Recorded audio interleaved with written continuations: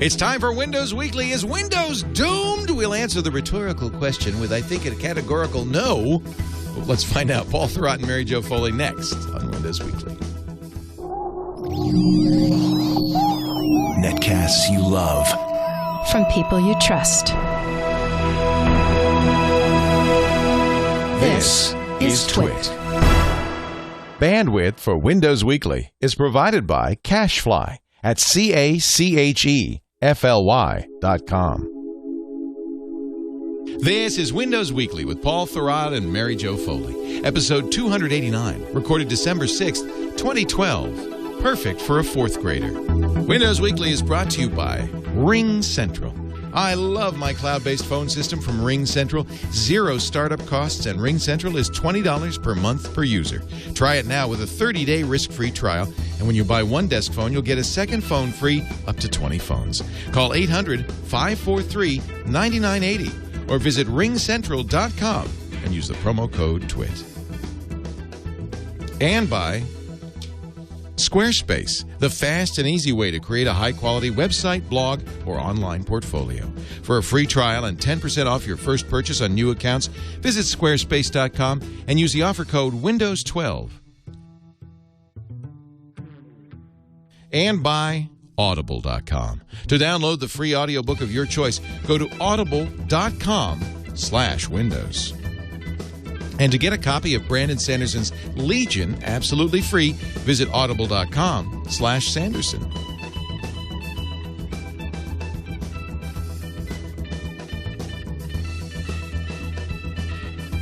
It's time for Windows Weekly, the show that talks... Wait a minute. I'm going to get this out of here.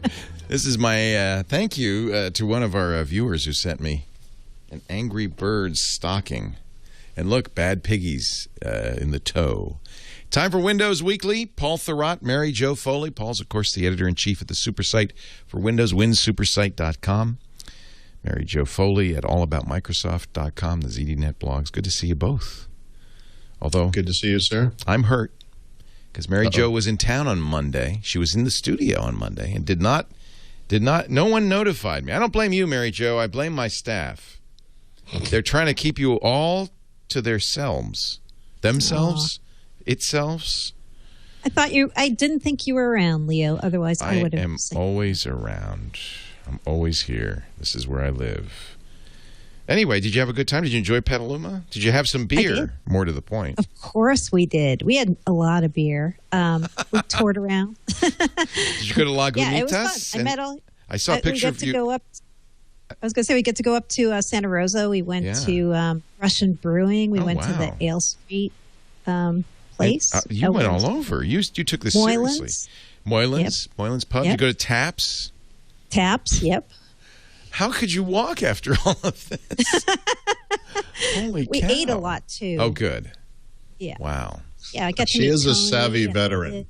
It was fun. I met everybody. Chad, Tony, Liz. It was fun. Did Russell go with you too? Yeah. Yeah. Wow. Russell came. Yeah. That's amazing. Basically, it was everyone but you, is what it sounds like. It sounds like a coup, a pooch. Is it a pooch or a coup? I can't tell. It's a beer hall pooch. So today our subject will be Windows 8. I think it's time to decide whether Windows 8 is dead. Yes, it's a month clearly old. time. Yeah, it's clearly time. Perfect time. Leo, I have two words for you. What's that? Windows 9, baby. Blue.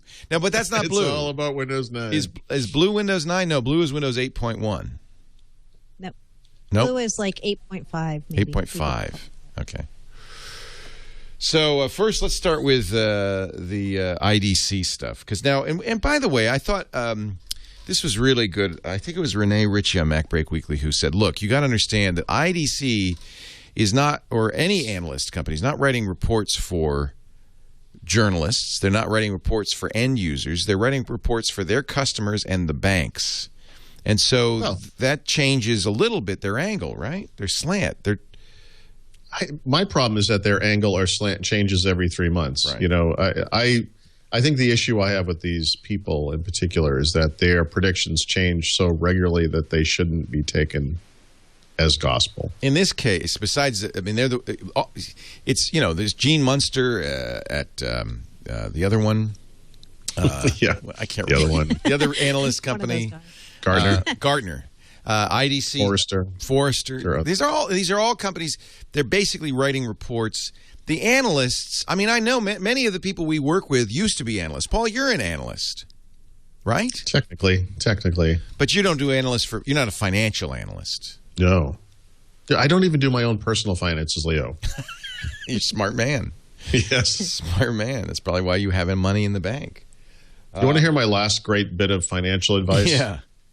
My father asked me this. This was back when Microsoft was being sued by the U.S. government for antitrust violations. I said, Dad, this thing is a win-win.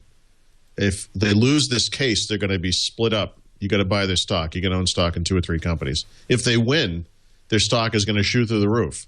I mean, either way, you're going to win if you buy this company's stock. Yeah. And, of course, Microsoft stock has remained at like $25 for, I don't know, 12 years running now. He didn't lose. Paul Thurrott, financial analyst. I'll give you one. Last Thanksgiving, thank goodness, I was talking to my brother. Thank goodness I didn't. He didn't bring this up because I saw him again at Thanksgiving this year. Yeah. And I said, sell that Apple stock. They were at 400. I said, sell that Apple stock. They're at a peak. They won't go any higher. It's a good time to cash out. I don't know if he did it or not, but I think if he had, he probably would have said something to me this Thanksgiving. So that was good advice. If he hadn't, I would have pulled up in a Ferrari and said, thanks. Thanks for the advice. Sell that Apple stock. It's never going over 400. If he had held on to it, he would have gained 50%. So the reason no one is good at this stock estimating thing is that the stock market is like black magic. Yeah, no, it has nothing to do with reality. That's why. It's crazy. So when the analysts speak, are they talking about reality? What are they talking? So let's talk about what we're talking about. IDC said Windows 8 will account for 10% of the tablet market, not this year, not next year, not the year after next year, not the year after that, but in 2016. That's the most they can hope for, 10%. Winning, Leo. Winning. It's funny, if you extrapolate the graph out far enough, I believe it's in 2083, Windows actually takes over the number 2 spot. But it's not a pretty picture. So they're saying essentially it's the tablet. There are lots of questions that come out of this, obviously, right? What's a tablet? What are we talking about? I mean, one of the things I think we talked about earlier here was this notion that, the computing market is different things now. It's smartphones, it's tablets, it's traditional computers. Windows obviously plays in all 3 of those markets. So did they mean I think RT? They specifically said Windows 8 and RT. So I think that they're talking about tablets as we think of tablets, as an iPad-type device, something that could be sold without a keyboard. Tablet, right. I guess. That's a tablet. So I guess they're saying Android, iPad, and to a lesser extent Android are going to dominate for the foreseeable future. But how do you project out to 2016? I know, that's meaningless. With all the things that are going to change between now and then. That's why this is just kind of like, wow, really? Yeah. My favorite headline when the IDC numbers came out, they also talked about Windows Phone and what was going to happen with that market share. The best one was on the Next Web. They put, analysts are bad at their jobs. IDC cuts Windows Phone forecast 40% in 181 days. So 181 it was days their ago, it was their own forecast they cut. Forecast, right. They have been, they were talking about 20% market share by 2015. They reiterated this at some point during the year. And I'm sorry. I mean, I love Windows Phone. I'd love for that to happen. I mean, that's fantasy world. That's just crazy. So the thing that's weird about that, though, is I'd have to go back and look this up. But I believe that Forrester and Gartner actually agreed with them at that time. Now, I don't believe that either one of them has revised their forecast. But the current forecast is for Windows Phone 8 or Windows Phone to control about, I think it was 11.6% or 11 something percent. 11.4 of the smartphone. 11.4%. Okay. I remember when they made that prediction, and we were all trying to figure out what the hell could they put. And then the presumption was maybe they thought Nokia would be would come back or something. I mean, it didn't make sense to anybody. By the way, before Nokia actually released a phone, I remember a lot of the discussion was they're going to retain X percent of their market. Apparently that X was like a 1, or maybe a 2. It was a very small percent. People are still saying that Nokia might come back. In fact, now the stock market apparently is saying RIM is about to come back because it had a big stock bump, and Apple has been diving this week. So, yeah, and in other news, the Amiga's coming back, and Sierra Online is releasing a new King's Quest game. So I think, it's like I think to make sense of that, you have to understand that this is essentially speculation. Right. Yeah. That this isn't prediction, this is speculation, and that means they're trying to steal a jump on the market. You don't make money in the market by following conventional wisdom. You make money in the market by buying when everybody's selling or selling when everybody's buying. So what they're looking for is those discontinuities, and so that's why they say, "Oh, here's a and I don't think I think they know that the real intended audience for this stuff, even though they do release it to the media, the real intended for the audience for this stuff is investors, who they're saying, "Hey, there might be a shot here." Short Microsoft or short Windows 8 because, sure, I think everybody who's playing that game understands it's speculation. In other words, it's highly risky. Well, they're more likely wrong than right. But all you need is one big hit. I like that it's a conversation. I mean, I think that this is something that needs to be discussed because we are in the middle of this transition, from old-fashioned traditional computers that are very complex and to these kind of newer devices. And obviously, as with any technology transition, there's going to be some group of people that goes kicking and screaming into this future. There's going to be some other group of people that just embraces it and claims they knew all along that this was the way it was going to be. People who would say, I knew Apple was going to win this all before Apple even announced an iPad. They were just convinced. It's an interesting conversation because the world is changing, and it's just a question of how the world gets divvied up in the future, I think we talked on this podcast about this notion that if the big three basically controlled 30% each of this future market for computers, that Microsoft, even in that scenario, could grow quite a bit. And I don't know that these numbers ruin that theory because they're just talking about smartphones and tablets, which, by the way, were the two markets that Microsoft was never going to dominate anyway. So, but it's a conversation. I think it's still interesting to discuss. I'd like to have more. I wish that other people of credibility had kind of come in with, and maybe they will. Maybe Gartner will have their own thing. Maybe Forrester will as well. I'd like to see some comparison and more voices than just IDC. I'm sorry, I stood up. And now you need to move the camera away from me because I'm done talking. I was just stretching. I'm sorry. I was doing downward dog, and then you stopped talking, and my head is. I still have some blood rushing. So, no, I was about to fix. Pretty much, I just concluded the thought there. That was I heard you do that when I was across the room, and I came running back. I was adjusting. There was some glare on you, Paul, and I was adjusting, and I have to. It's like a bead of sweat just comes down my forehead. I have to fix the cameras. Broadcasting. So, thank you, IDC, for those words of wisdom. But I thought that when Renee Ritchie from iMore said, "Hey, we always report on the analysts, but do understand that this is not. They are not. This is just. This is a different market they're talking to here. This is not the world. Well, and it's also a source. In other words, the story here should be IDC : they said this, or report : this is what some people think, not Windows is screwed. Well, but it feeds into this evil blogger nexus because it feeds into the bloggers who want the evil blogger nexus, like Iran, North Korea. Yeah, the nexus of evil. The nexus of blogging evil, because all they care about, they don't care about accuracy. They don't care about reportage. They care about getting hits. So a headline like, Windows 8's going to flop is a good headline because it generates hits. Whether it's right or not is not the issue. So, see, I think the better conversation though is around this notion of we have Windows 8. They're going to do some things to it. I wonder what those things might be. What are some of the things that they could do? What are some of the ludicrous things that people think they're going to do that they aren't going to do? Right. I mean, there's all these things you could discuss around Windows 8 and around Windows in general, and just Microsoft in general. I mean, like I said, it's not fair to say we're on the edge of a cliff. I mean, but we are at a crossroads, absolutely. Right. I think there's so much good conversation to have around this topic. Well, it's too bad. It's too bad that it has to. And we would never. We would never stoop to anything sensational like, "Is Windows doomed?" No. we wouldn't. I'm just disappointed it's not in all caps. Why isn't it episode 666? With 3 O's. Doomed. Yeah. Right. But I didn't write that. I'm not, because this is Nick You know who Bilton. it was? I bet it was Alex, No, I think it was our evil genius. Let me see whose initials are next to the headline. So this is what Nick Bilton was telling me from the New York Times. He's saying, don't blame me for the headlines. There's a professional headline writer. So maybe you're professional. What a cop-out.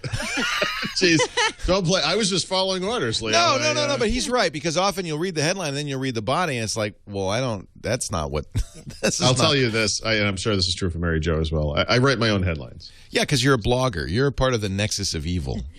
The nexus of evil. No, bloggers can't afford headline writers, but the bloggers can't afford. Well, that's a silly waste of a person. I could afford a headline writer. I choose to spend my money on other things. Like how much could a headline writer cost? And electricity.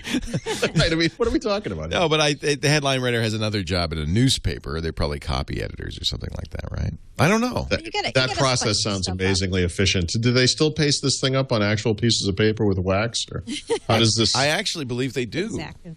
Yeah, I do believe they do. I don't know. I mean, I don't think they're using InDesign. Right. Maybe. Mary Jo, did you ever work for print? Yes. You seem like a newspaper woman. I have worked for print. You're kind of Lois Lane. Wow. Wow. By the way, I also have worked for newspapers, including I actually did paste-up work. Yeah, you're Jimmy Olsen. You're clearly Jimmy Olsen. That means Alex Gumpel is Superman. I will always be the Jimmy Olsen to Mary Jo's Lois Lane. I accept this fate.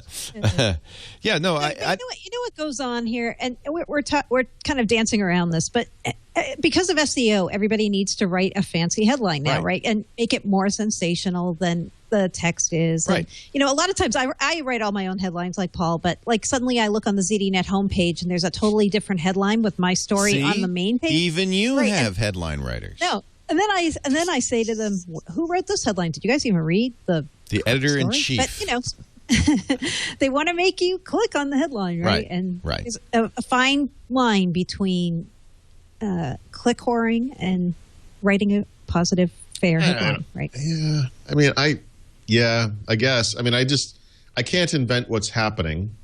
No. I guess you could play it a certain way and so forth, and I'm sure we're all kind of guilty of doing that kind of stuff. But I also look at, I can't speak for the rest of the world, but, if no news happens today, then I still have Windows Phone tips to write and Windows 8 feature focus articles to write. And, I still go on the path of informing people about things. I mean, it doesn't have to be something outrageous. No, that's why I like our position better, because we're not a daily news source. We're how-to information analysis and all that stuff. Yeah.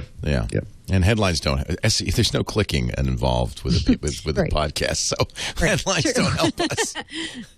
Right. But is Windows doomed? That's my question. Right. And so one thing I want to say on this before, as we get into this topic is, these analyst reports and even the Wall Street analysts, you have to take these remarks they make with a grain of salt, because when you talk to some of these people, you realize they don't have any idea about what's coming. Even, things we talk about on this podcast. They have no more information than we do, in some cases less. Way less. Like, all this conversation around the Surface, and there's one analyst somewhere who said Microsoft's dumping Surfaces, and you're like, okay, how does he know this? And then you trace back all these links, and it's like, he doesn't. He's just guessing. Right? And everybody's putting in the headlines, Microsoft dumps Surface. Right. The bigger problem is that story gets picked up by everybody. Right. And they don't bother to add enough information that you can vet it. Right. Yep. Yeah. But then we have a tip, that never makes it into any of these reports. Like last week, Paul was talking about this. Like he's heard from one of his sources that Best Buy and Staples are going to get the Surfaces in January, right? So that would really change this equation a lot as far as distribution being limited of the Surface. But none of the Wall Street people have heard this, know about it, have vetted this or tried to find out anything on it. So, of course, that I can expand on that a little bit. It's going to happen. It's going to happen earlier than that. Yeah. See, the truth is the analysts probably listen to you guys and then make up crap. Sure. Sometimes. Yeah. No, there was someone posted something today. I'd written an article a couple of weeks ago about source from Microsoft told me that Windows 8 has not met Microsoft's internal projections, and I wrote about that. And everyone kind of stole the story. The entire blogosphere and of all the tech reporters in the world, nobody ever contacted me personally, even though a lot of those people know me, to find out if I could give them a little more information or what the backstory was. They all just sort of took it and ran with it, which I found a little reprehensible. I will say that Tom Merritt, by the way, contacted me, and I think I appeared on Tech News, Tech News the Today. podcast. Tech News Today. Yeah. I believe he was like the only person. I mean, Mary Jo and I obviously talk all the time, but there was like Time Magazine. Like, I know that guy really well. He wrote 2 stories about it. People were dumping on it. Like, it's a little too early to say how well this thing is doing, when it's like, actually, this is Microsoft internally making this determination, And Tammy Rellis spoke about a week later, and she basically confirmed what I wrote. And I've since heard back that now that it's over a month into it, that I have actually an exact figure of how far below they are, below their internal projections. So this is all, it's just the way that this stuff works, that even if I were to, or the IDC thing is actually a good story. So I obviously did not generate this story. It's not something I created. It's something I'm reporting on. I try to add, and Mary Jo does as well, my own perspective on it. When something sort of dumb like Activision announces that Black Ops 2 has made $1 billion in 15 days, anyone can write a little blog about an event like that. But I try to put my own little perspective on it. Like, I've been playing that game, so I can talk about that a little bit or whatever. And I think this IDC stuff in particular is a good example of something that needs perspective because it's not a fact, or it's not a set of facts. This is just, like you said, guys who in many ways don't know as much about this stuff as maybe they should, opining about something to a specific audience. And then it just gets blurted out as, Windows is doomed. Well, but that said, though, there's real questions to ask, like you're saying. Like what can Microsoft do to win over customers? Are they doing everything they should be doing? I mean, those kind of things all play into how Windows 8 is going to do, how Surface is going to do. But that's too complicated to write in a yes, it is. Well, and maybe nobody really cares. I mean, I don't think anybody feels it's their responsibility to help Microsoft do well. No. Not to help them. But those people do exist. I know they do. Yeah, I'm not even thinking about helping Microsoft when I say that. I think more about it's more just a discussion. Yeah. Well, it's more. It's interesting. It's interesting, and it's things that we can kind of have a bit of input and knowledge into as far as what they may do, what they might not do. Right. Like people just throwing facts out there like, hey, now they're going to suddenly start distributing Surface this way or that way, and they're just making it up, basically. Sure. Well, remember when Windows Vista came out, and there was this kind of level of down news. It was really bad times. At that time, I was having conversations with people at Microsoft and also people at their PR firm where I kept telling these guys, you need to hit back against this because you're getting yourself in a perception hole where I didn't feel it was warranted. And you remember those times, at that time, Apple had those I'm a Mac, I'm a PC ads, and they were hitting Vista very hard, very hard. They had, the PC guy was going in for an operation, and he wasn't sure if he was going to come out on the other side of it. That was like the upgrade story. You remember? It was a tough. That was an Apple ad. Come on, Paul. No, but it was part of a. It was the idea. Part of a big disconnected campaign that included bloggers and tech reporters who were just dumping on it, and you create this perception that this thing is horrible, and then it just becomes horrible. Right. And they took a long, long time to respond to that, a long time. I thought that what they did eventually was pretty effective. That's when they came out with the first it was the Mojave Project stuff, but then eventually it was that I'm a PC campaign, which I thought was really nice, and talked about the diversity of the PC world and so forth. I just thought that was kind of a nice response. Would have been a great response a year earlier than it happened. So here we are, and this is happening again. And I think that one of the discussions we need to have is the same as before, which is that they need to respond to this stuff in some way. I read something somewhere today where someone said, you can tell when the numbers are bad when Microsoft is silent on them. Right. That's what we said last week. Yeah, they're not talking about Surface sales, for example. So there's a lot, there's a lot of things that could have gone differently. I also think it's worth, for all of the things we might have said earlier about Microsoft entering the PC market and how that's going to harm their relationship with PC makers and so forth.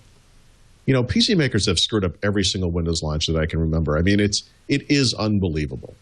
I use the Media Center edition of Windows XP as the classic example of this, but every new version of Windows comes down the pike, and these guys are always caught with their pants down. They always have all this, units of the previous version sitting in stores, and they can't get the new ones in. And the reason this is such a bad problem now, of course, is because Windows 8 is much better on touch-enabled hardware, and the variety of that stuff is not out in stores. It's not even in the channel. It's going to improve over time, but every 3 years, it's like, why can't they just get this right? And it sort of suggests to me that maybe Microsoft is going down the right path when they're doing their own hardware, even though it hasn't necessarily taken off in a great way yet. I mean, maybe this is why they should be doing this kind of thing. Hey, by the way, congratulations on the site redesign. Did your site get redesigned? Or am I? No. Am I at the wrong? No, yeah, I did. Am I at the wrong Yes. spot? What happened? It's different. It is different. It's very pretty. I like this a lot. It's not now with less suck. Now with less suckage. I was going back to find the article which we quoted on TWiT on Sunday that you wrote, which was all about perception.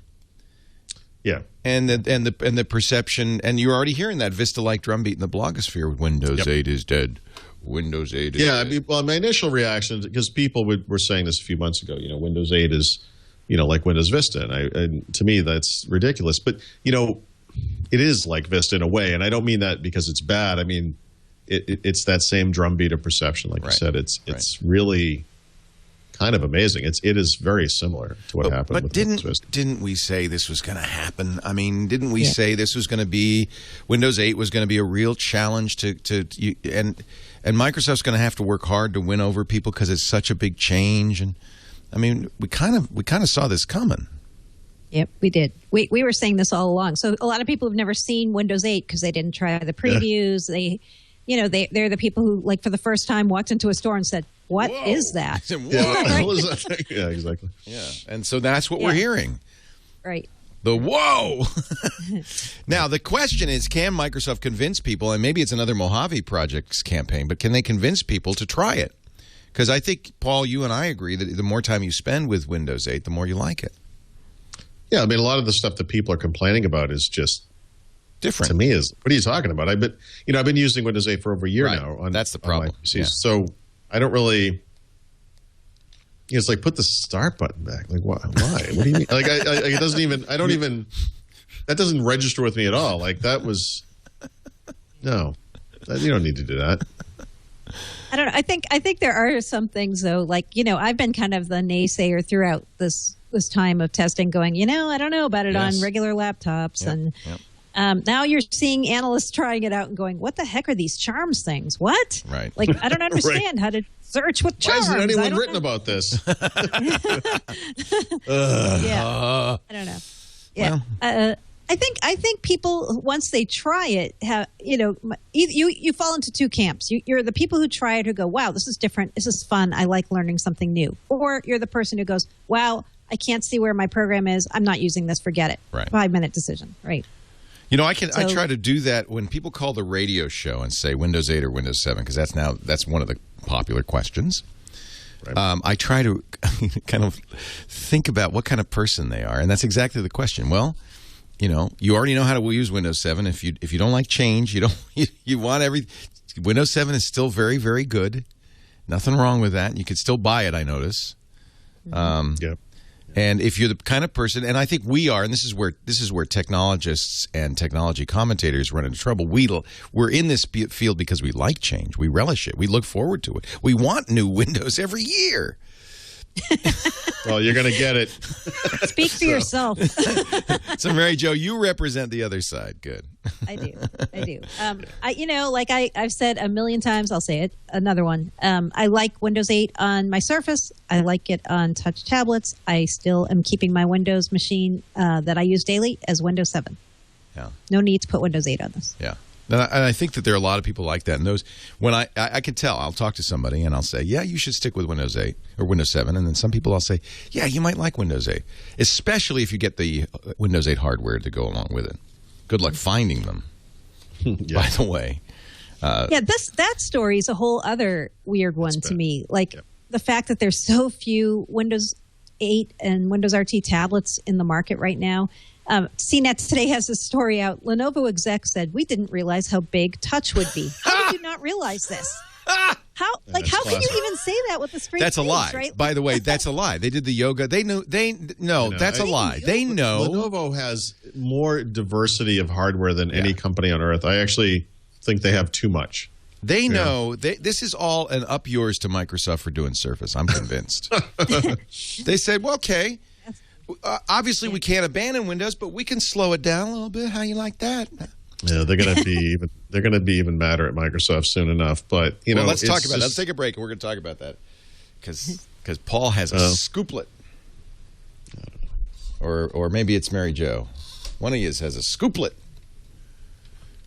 It comes straight from Twitter. Neither of us probably, but we want to talk about this supposed scoop. Okay, the scooplet coming up. But first, a word about telephone systems. Now, wait a minute. People are going to go, oh, that's boring. I don't want to hear that. This would be a good time to go out and make a large Dagwood-style sandwich. But no, wait. There are those of you who are in business who are already, thinking about your next facility. Maybe you want to upgrade yours. Maybe you're tired of paying for the PBX in the basement. Maybe it's just gotten too complicated, too costly. Maybe you're looking at how everything else is being changed in the cloud. Well, let me tell you, so is your phone system. And I know because we have Ring Central. We decided to go with Ring Central, a cloud-based phone system, when we built the new studios a year and a half ago. And I have never looked back. I've never regretted it. What a great system this has proven to be. It's the #1 cloud-based phone system for business. Very affordable. You don't need a PBX, but you get more features than you would if you got a PBX. As little as $20 per month per user. And we've got a special deal that's going to get you free phones, too. And I'll tell you about that in just a second. So what is Ring Central? Well, I've got, if you look at my office, I've got a standard business, 2-line business phone right on my desk, like, any other office. But it's not connected to AT&T. It's not connected to the telco. It's connected to Ring Central. And all I have to do is plug the phone in. We use Polycoms, but a variety of phones work. I just plug the phone into the wall, just like you would. But now we can do so much, and we can do it online with Ring Central. We can. The phone tree is very easy to handle. We can use our smartphones. This I love with the Ring Central app, and so you can make calls. I make calls all the time from my cell phone, but it looks like it's coming from work. It's paid for by work. When somebody calls my work number, it not only rings my number at the desk, but it also rings my number on my cell phone. Voicemails go to my email, so do faxes. It's very, very, very flexible. And I could tell you our staff loves it. Our IT guy loves it. Well, he recommended it. It was his choice.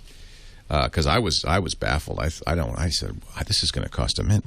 $20 per month per user, no startup costs, and for the time being, right now, you can get a 30-day free trial, and when you buy one desk phone, you'll get a second phone free, up to 20 phones when you use our promo code TWiT. You can also call them direct, 800-543-9980. That's a special number just for TWiT listeners, 800-543-9980.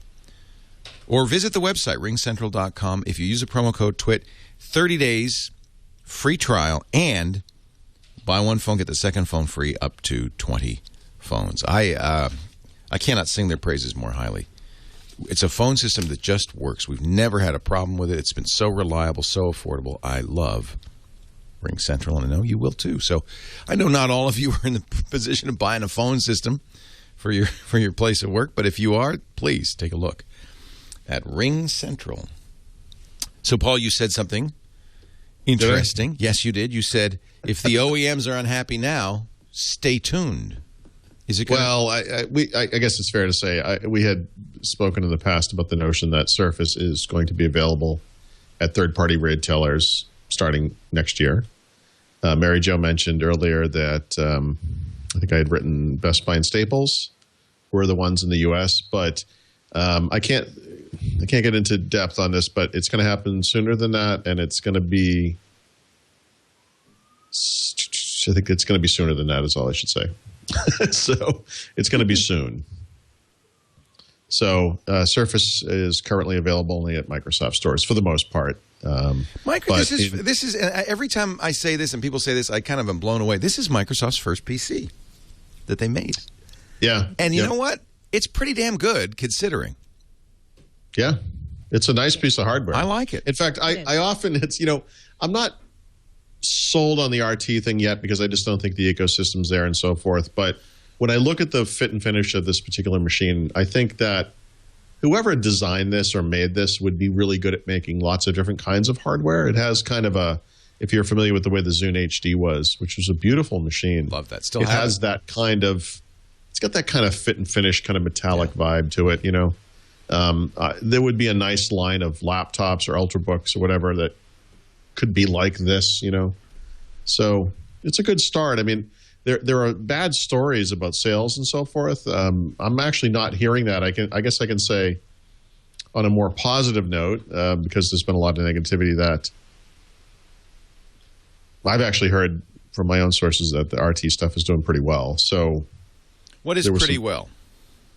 I don't have any numbers, but I mean, I saw something today where someone predicted they were only going to sell 500,000 units this quarter. I think that's very low, actually. And I think that part of the way that could fix itself is by broader distribution. Remember that Steve Ballmer had talked about their modest distribution, which was misquoted as modest sales, which is not what he was saying. But it's like opening in a limited number of theaters.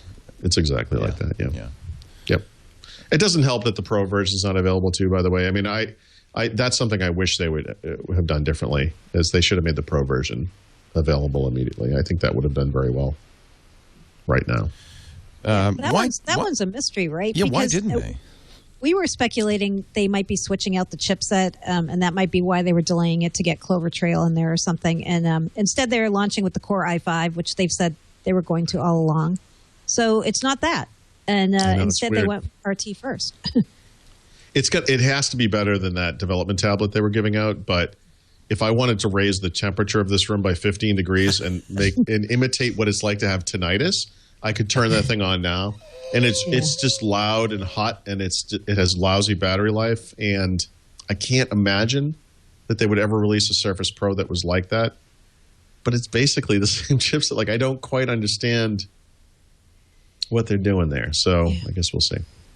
Are they maybe waiting for Clover Trail, right? No, they're not. Surface Pro is Ivy Bridge. Huh. It is. Yeah. A desktop chipset. Well, not exactly. They're Ivy Bridge they laptops. have mobile. Yeah. It's mobile. Right. Yeah, they went with power, and they wanted a higher power chip. Sure. They decided to go with that, but there were other things they could have done. And if the thing burned your hand, would you drop it? Is this a potential issue with the tablet? I mean, I don't understand. Yeah, but wait a minute. Doesn't an Air have an i5? I mean, a MacBook Air. I know mine don't has. hold it. You don't hold it in your hands like you do a tablet, right? That's the problem. Tablet. I mean, I get it. iPads and Android tablets have ARM or ARM style processors and chipsets and so forth. They don't have fans. They don't run very hot typically. Right. It's a different kind of thing. It's very strange. Very strange. So MS Nerd on Twitter, an esteemed source. Yes. Speaking of things that go crazy viral with nobody checking the sourcing, MS Nerd, yeah. It's really interesting because you could just say something on Twitter now, and and if your handle is MS Nerd, people will pick it up. Says there are 3 new Surfaces coming. The RT2 with a Qualcomm chip in it. The Surface. In defense of MS Nerd, though, he is right more often than IDC is. Oh boy, there's a trick. That's all. Is this a known source of Microsoft gossip? MS Nerd. According to some people, he is. Yeah. Yeah, he is, but he doesn't work for Microsoft. He said before. Oh, this is interesting. I didn't know about him, so I should add him to my Twitter. Yes. Follow him. I will follow him. I will follow you, MS Nerd. I just tried to think of a celebrity name, and I'm so out of touch with reality. I couldn't even come up with someone's name. Janice Ian. Who was the woman that was in the X-Files? Oh, Dana Delaney. No. Gillian Anderson. Gillian Anderson. I'm going to follow her. Okay. Is she still a thing? No, she's not. I'm old. She's working in a daycare center in She was on Encino. TV when that picture of me was taken. Yeah. So wait a minute. I want to follow MS Nerd. Wait a minute.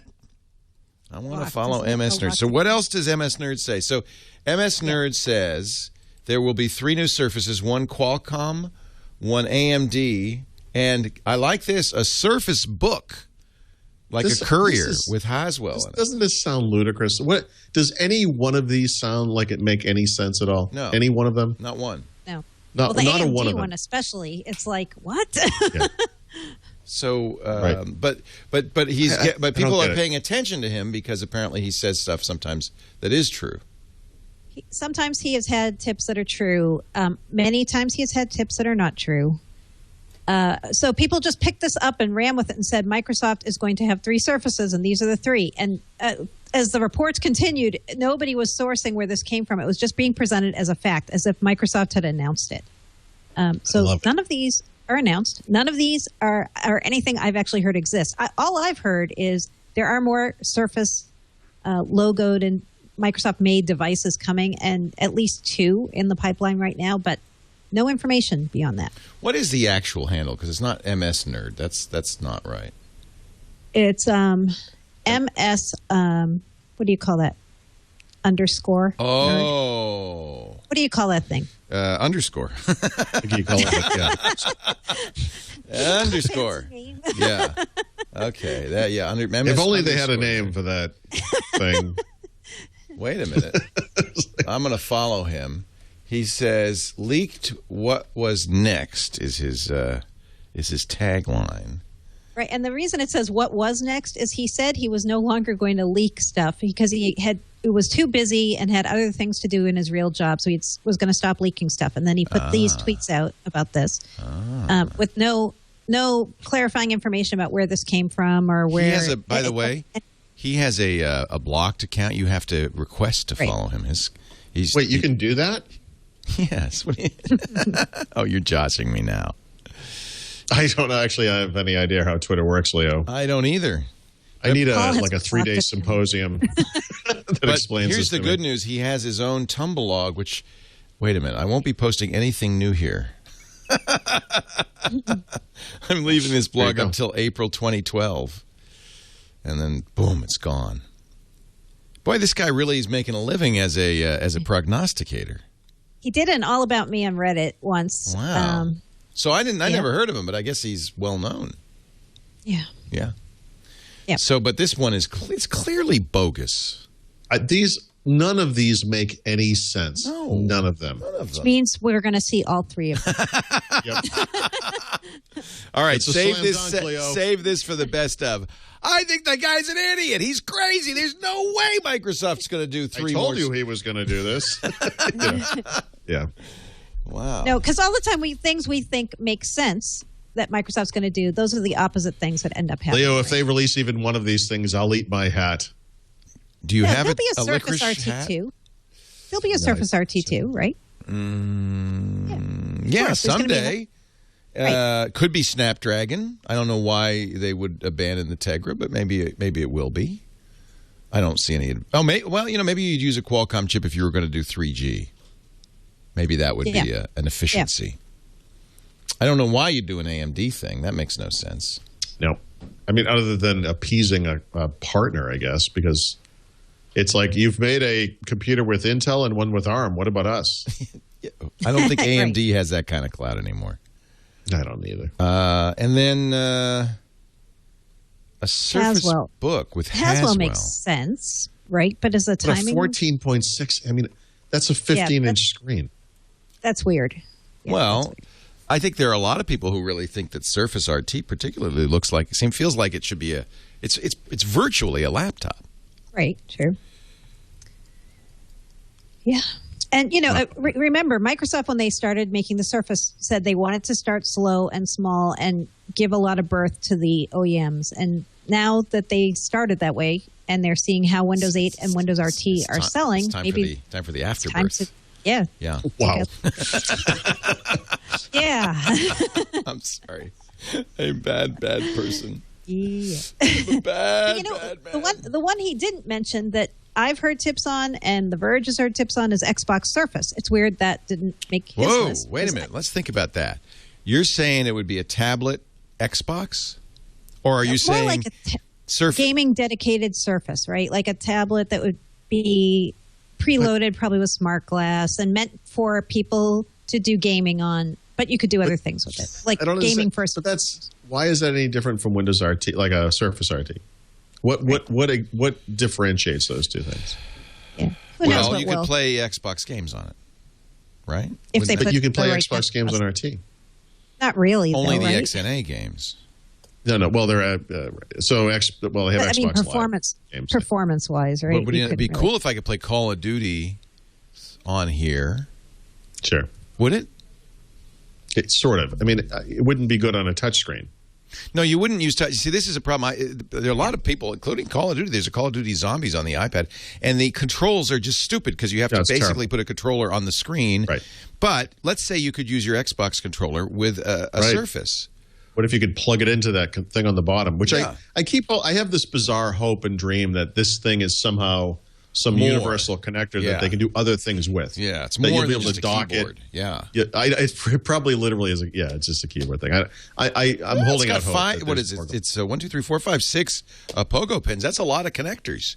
There's potentially you could easily do a controller on that. Of course, it's got a USB port too, so you could just plug in the controller on that. Yeah, and remember when that deck leaked about the Xbox 720 and Connect 2? One of the things in that deck, too, was a device that looked a lot like a Surface. That's true. Now, it wouldn't be ARM-based. It would have to be, I mean, the Xbox is Power PC. Yeah. Could you? Today it is. I think I'm sorry. I think the thing we're confusing here is I don't think this is going to run current Xbox. It'll be an XNA, Xbox Live. I wouldn't call it XNA, but it would be probably RT/Windows 8 games. I think it would be the same games. Who wants that? I don't want that. That's what I'm wondering. Like, I don't quite. Right. I suppose a dedicated game. No, because those are casual games. If it was less expensive than Surface RT and maybe got rid of the desktop and the computing It'll do stuff. as well as the PS Vita. Or it's just a smart glass thing, right? It's just like meant to be a complimentary device that gets Xbox branding, right? I forgot this whole smart glass initiative, which I haven't heard anything about since. No, it's going on. But I mean, the only thing about smart glass I'd say is that smart glass runs on the iPad. It runs on Android. It's not a. Well, it's a second screen idea, though, right? You could. I mean, this is made to be a second screen. In fact, why doesn't it run on RT? It's all about branding, right? Like Xbox is a popular brand. Let's bring out some more things that are Xbox, right? Yeah, I guess. None of us think like marketers here, but I think they're marketers. It's really you got peanut butter in my chocolate. I mean, it's really you got Surface in my Xbox. No, you got Xbox in my Surface. I don't know if I like really, it. I don't know. Build it. No, I don't want that. Yeah. You know what I really want, to be honest with you, is a Steam box. A Steam box. Do you know what I'm talking about? I do, but what would Steam box be running? It'd be running Windows. It'd be running Windows. Yeah. I don't know if it wouldn't even have to be 8. So Steam has been lots of rumors about this with the idea that Steam would make hardware. They still haven't made any hardware, but they have released in beta, if you're a Steam member, you can turn it on, the full screen experience. A lean back experience. Yeah. So I want to build an inexpensive, basically be like a home theater PC that's running Steam games on my 65-inch screen. It's basically a PS3 running PC games. What about that, huh? I don't know. We already have consoles. We already have On Live, which hasn't gone anywhere. Right. I don't know. Microsoft started talking about this 10-foot experience back in 2002. Yeah, but Steam is ahead of Steam. Steam is doing well, right? There is a lot of hot air at Steam. You're a PC gamer. No, you're a PC gamer. Isn't this? No, is this not true? You're not a PC gamer. No, I'm not. I'm an Xbox gamer, and I think PC gaming has kind of run its course. But that said, I obviously Steam makes great games. They have a great service. Well, they don't make them, but I mean, they have every game is on Steam. Well, no, they do make them actually. Valve makes some, but I mean, they distribute everybody's games. I mean, that's really become the way to play games on a PC is Steam. and on a Mac too, for that matter. Yes, right. Because you don't, there's no media anymore. Microsoft's attempts at porting Xbox Live to the PC have not gone well, and I think a lot of it has to do with how good Steam is. Yes, Yeah, I would agree with you on that. Yep. I will agree with you on that. All right, now I'm back to pushing the button. You got to plug it in, Leo. I know, but the plug is over there. It doesn't reach. I can only solve one of your two problems. We're talking about the Surface RT, which sleeps like an iPad. It's like you blink short. and it's off. It is. It's really aggressive. And I can't change that, apparently. You can't. Actually, you can. Can I change it in the charms? Yep. Settings? Well, no. No, So- I have to go to desktop, right? No, it's okay. No, you can do this. You can Power. Oh, no, power is shut down. No, don't do that. do this. Go to settings. Yeah. That's all right. And then up at the top, options. if you're on. No. Sorry. I just removed SkyDrive. Stop. Stop. Okay, Surface may be too a complex. little word of warning here. Don't be Go quick. to the desktop, though. The desktop, but I'm trying to change how. I know. Go to the desktop. Okay. Now bring up the settings charm. Oh, this is ridiculous. I don't know. In the top right of the screen, one of the links will say Control Panel.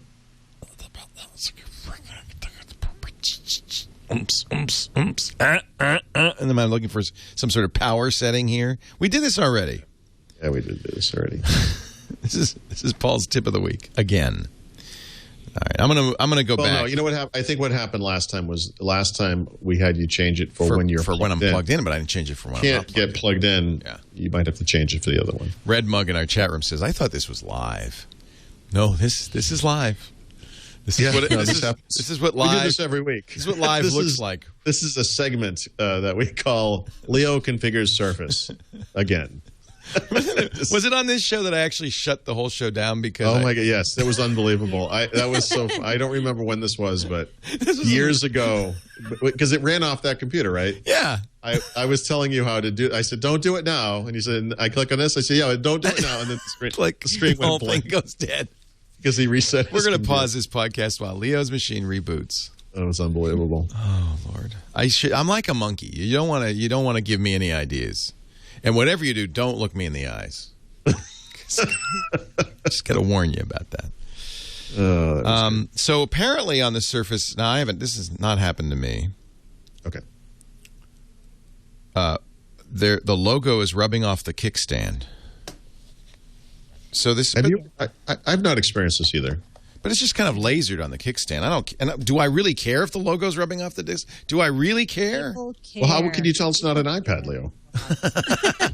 So the logo is not painted on. It's or it looks to me like it's in there. I don't understand how it comes off. I think it gets faded, or part of what's there is. Don't rub it off. But how Is will I that know an it's Apple logo Windows? under there? You know, it's funny. I'm watching Homeland, right? And I guess they didn't get any money from Apple or computers from Apple. So they're using Windows machines.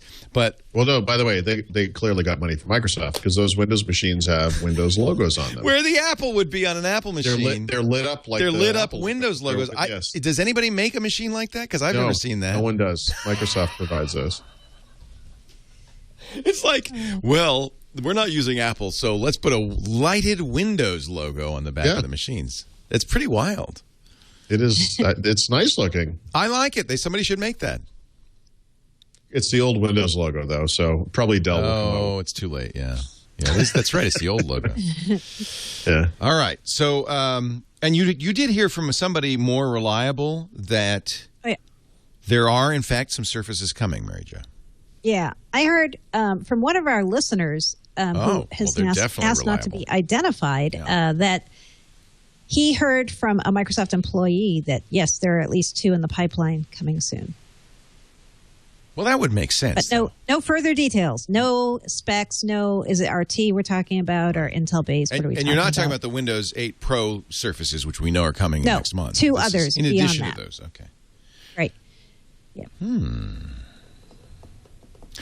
Is it too early to say how you think Windows RT is doing?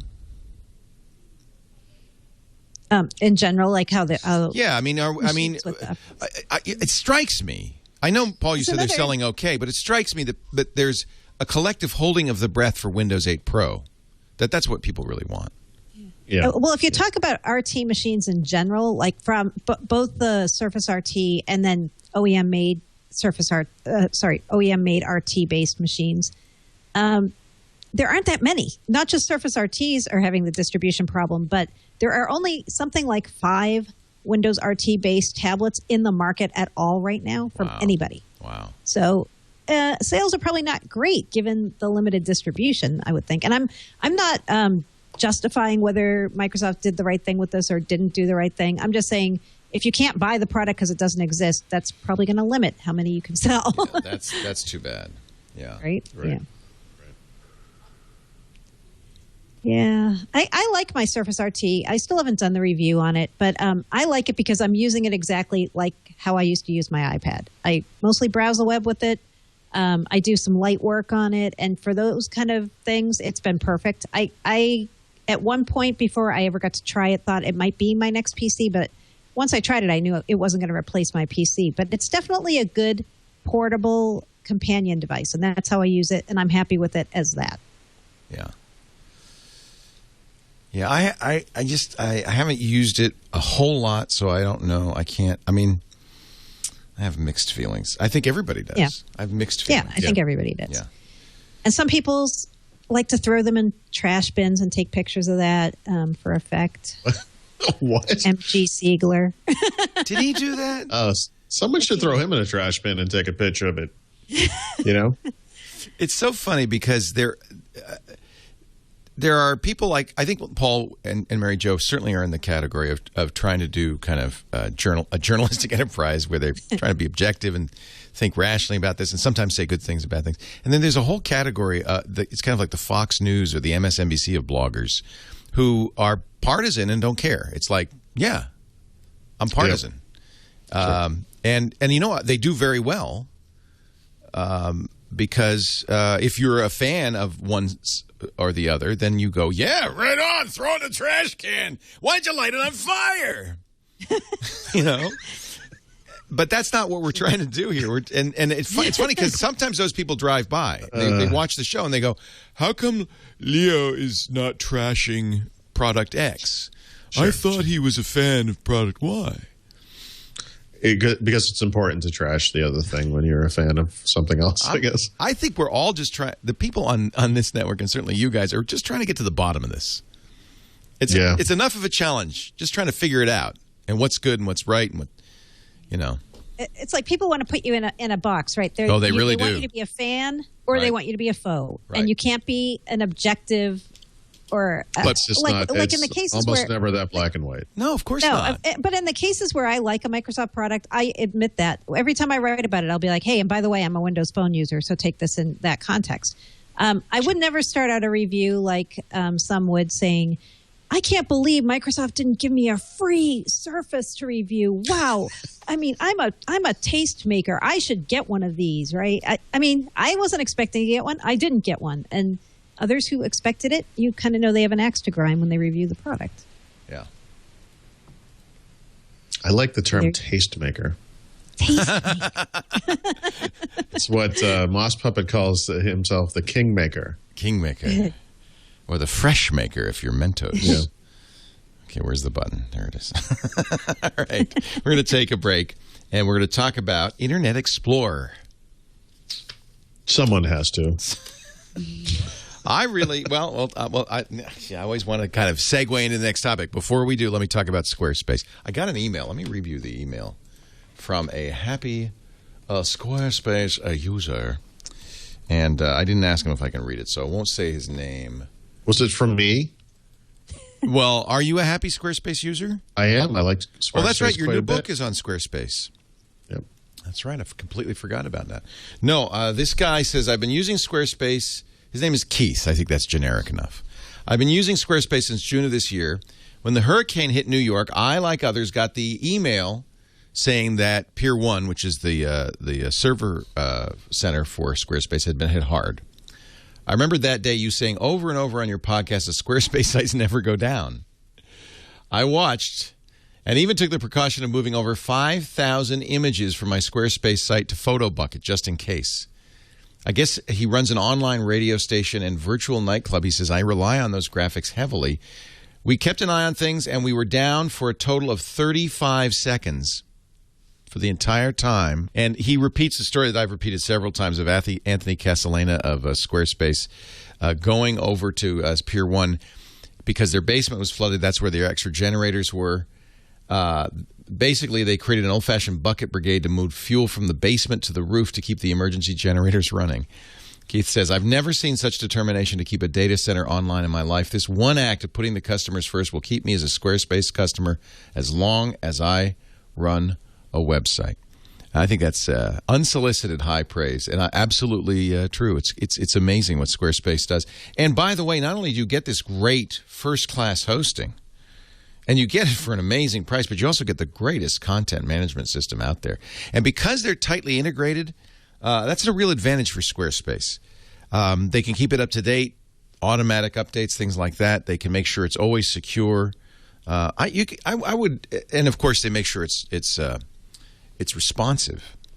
I think you should try this. So, if you have a website and you'd like to see what really good hosting is like, really great content management software, Squarespace.com, and just do the get started thing.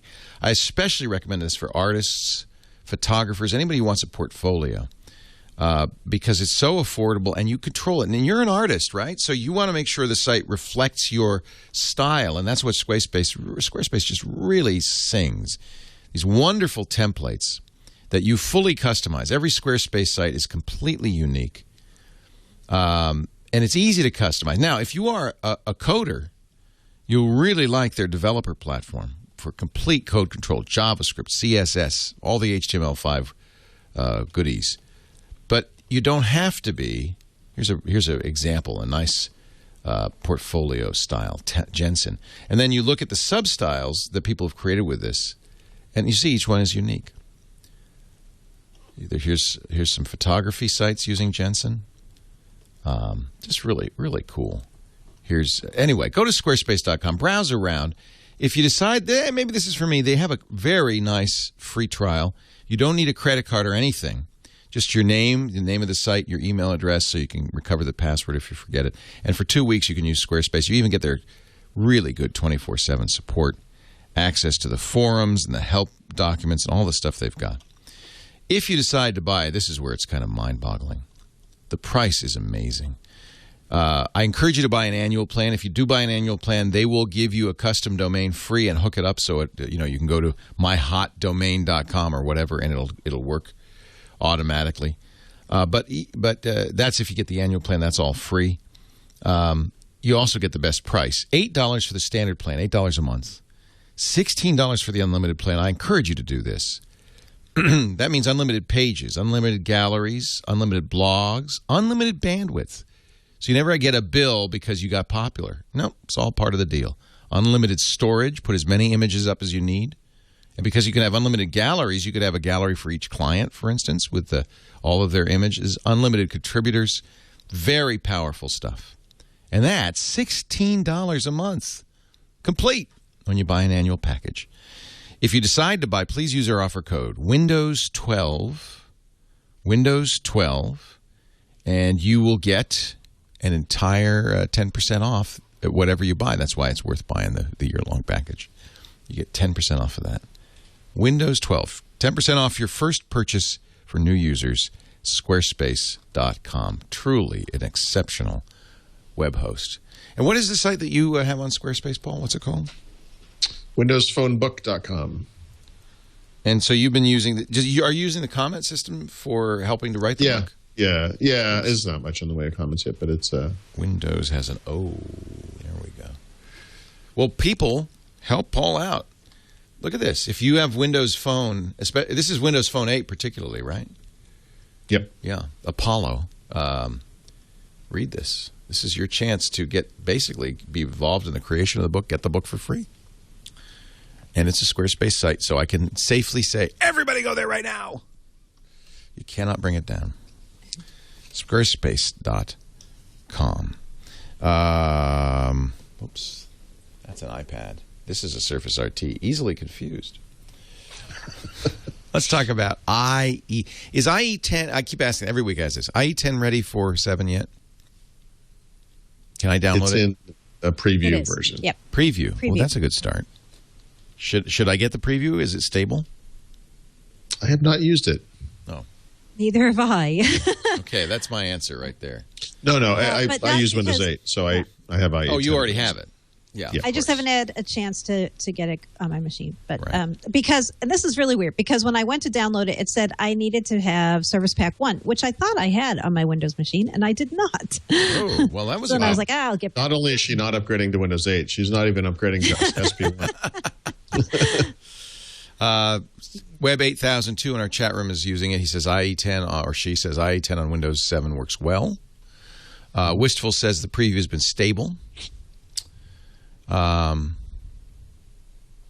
Red Mug says there's a there's an IE10 sucks less ad. I haven't seen that one yet. Oh, yeah. Is that a Microsoft ad? Yeah. It is. That's actually a pretty good ad. It's worth watching. Well, let's watch it. It is. Let's watch it. It's not going to mean much to the people listening. I don't know that there's any spoken word audio, but it's mostly it's one of those internet trolls. It's do you know this guy? Well, I'll narrate. Yeah, that's it. By the way, talk about success. Is this YouTube only, or is this on TV too? Because 1.9 million views to date. Only it's YouTube, a good one. Yeah. It's a good one. That's pretty. That's a pretty impressive number. So there's a guy sitting in his lava lamp lit. I'm just going to freeze frame on the first frame for a little bit. He's sitting. He's looking at two screens. He's got lava lamps to the left and right. He's got one of those fake Tesla coils above him. He's got an ET doll. Yep. He has two lava lamps. Yeah, left and right. He's got stereo lava lamps. There's apparently a moose silhouette. It looks like a cubicle, though. It's got the cubicle style shelving. Let's see. Let's see what this guy is up to. He's typing away. They're showing all the little drawings and cartoons. He's got a wait a minute. He's got a mug that has I trash IE. Okay, so we can tell that now. He doesn't like IE. Wait a minute. He's visiting WebMonkey. Is that still around? That was the old Wired site that helped you be a designer. He's reading an article that says, review Internet Explorer 10 bests the competition on Windows 8 tablets. He's not happy to read that. He's going to leave a comment. His comment is, IE sucks. And he's smiling. Drank a cup of coffee. His new handle, IE Hater for Life. He's gotten in a flame war, apparently, with the IE lovers. He's going everywhere to say IE sucks. And now he's playing Millipede.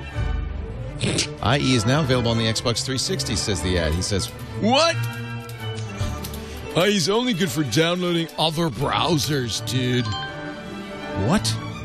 IE10 says Gizmodo is fast, fluid, and tons of fun. He says, what? Internet Exploder. He's going to the IE Twitter feed. IE implements HTML6. 7, 8, and 9, 2. Booyah. Wait a minute. He's not happy. IE sucks. He tweets. IE adapts an island of kittens and donates them to children everywhere. Now, by the way, they've shown that he is a cat lover. Yes, because he has a cat mug. Yep. They're responding again to him. IE introduces new karaoke web standard. Now, he's sold. He is a karaoke grandmaster, apparently. We didn't know this. And now he's saying, IE sucks, ... less. That's a long way to go for that. Progress, comebacks come in many shapes and sizes. And they invite you to go to the browseryoulovetohate.com. Wow. You know, that's taking their criticism on full bore. I like that. The browseryoulovedtohate.com. Now I have to go there. See, it worked. By the way, what is HTML 678? That's a joke. Okay. Apparently, the only way you could get this guy to like it was to lie to him. Yeah. About the capabilities. So here's the site, which looks like something was designed by WebMonkey. It's in. I like that. It's in black blue, no, gray, blue, and a little grayer.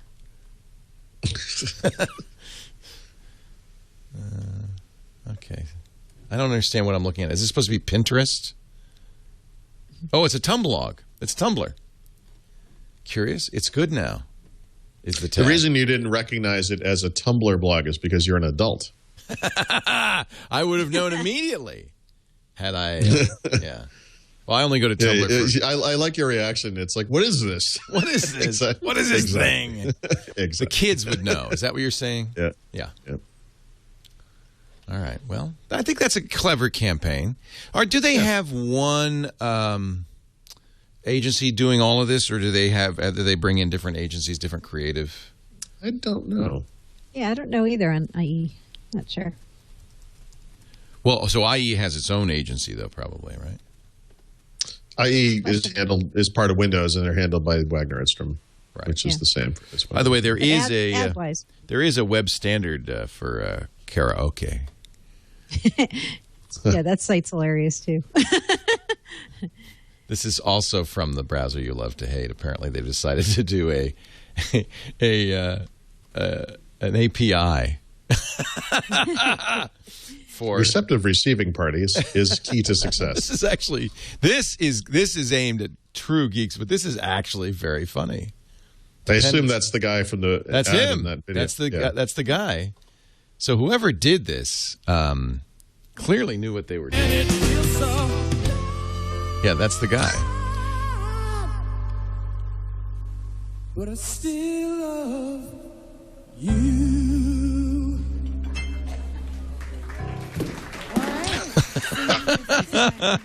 That's great. This is very. I'm going to give them a lot of props for this campaign. This is subtle.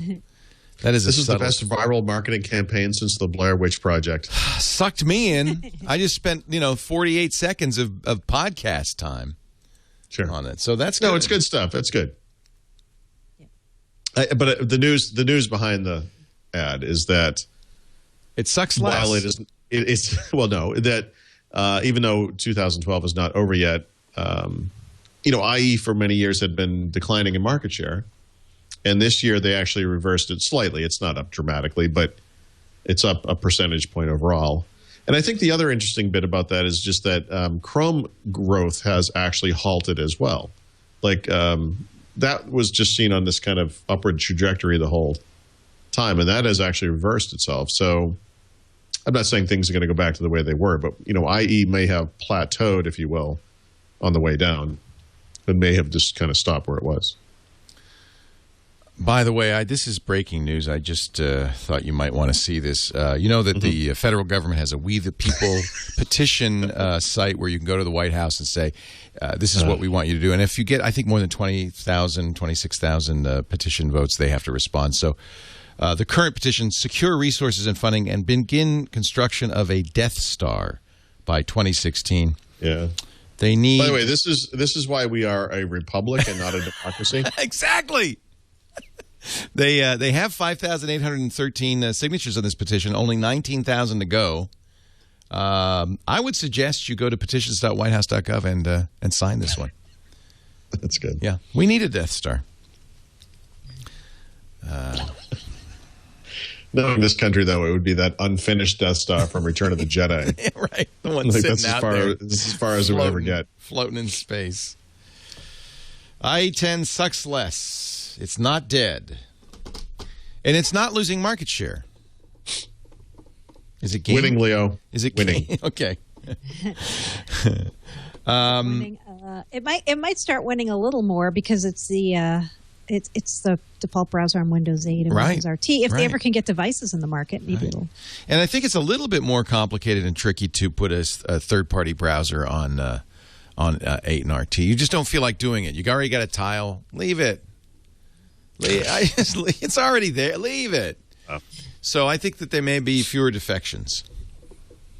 Maybe. I have one of my apps that I do have on my Surface RT is Google.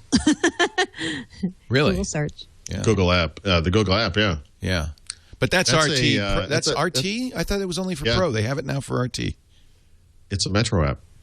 That's a stealth app because that's not just Google search, it's basically Chrome in there, and Right. a lot of their web apps are in there. Did they release that? Well, I must have been on the cruise because when I left, they only had it for Windows 8. They did update it, so it's on IT. Yeah. Oh, awesome. Yep. Success. Winning, as you were wont to say. It's the theme. It's not Microsoft is doomed. It's Microsoft is winning. Winning.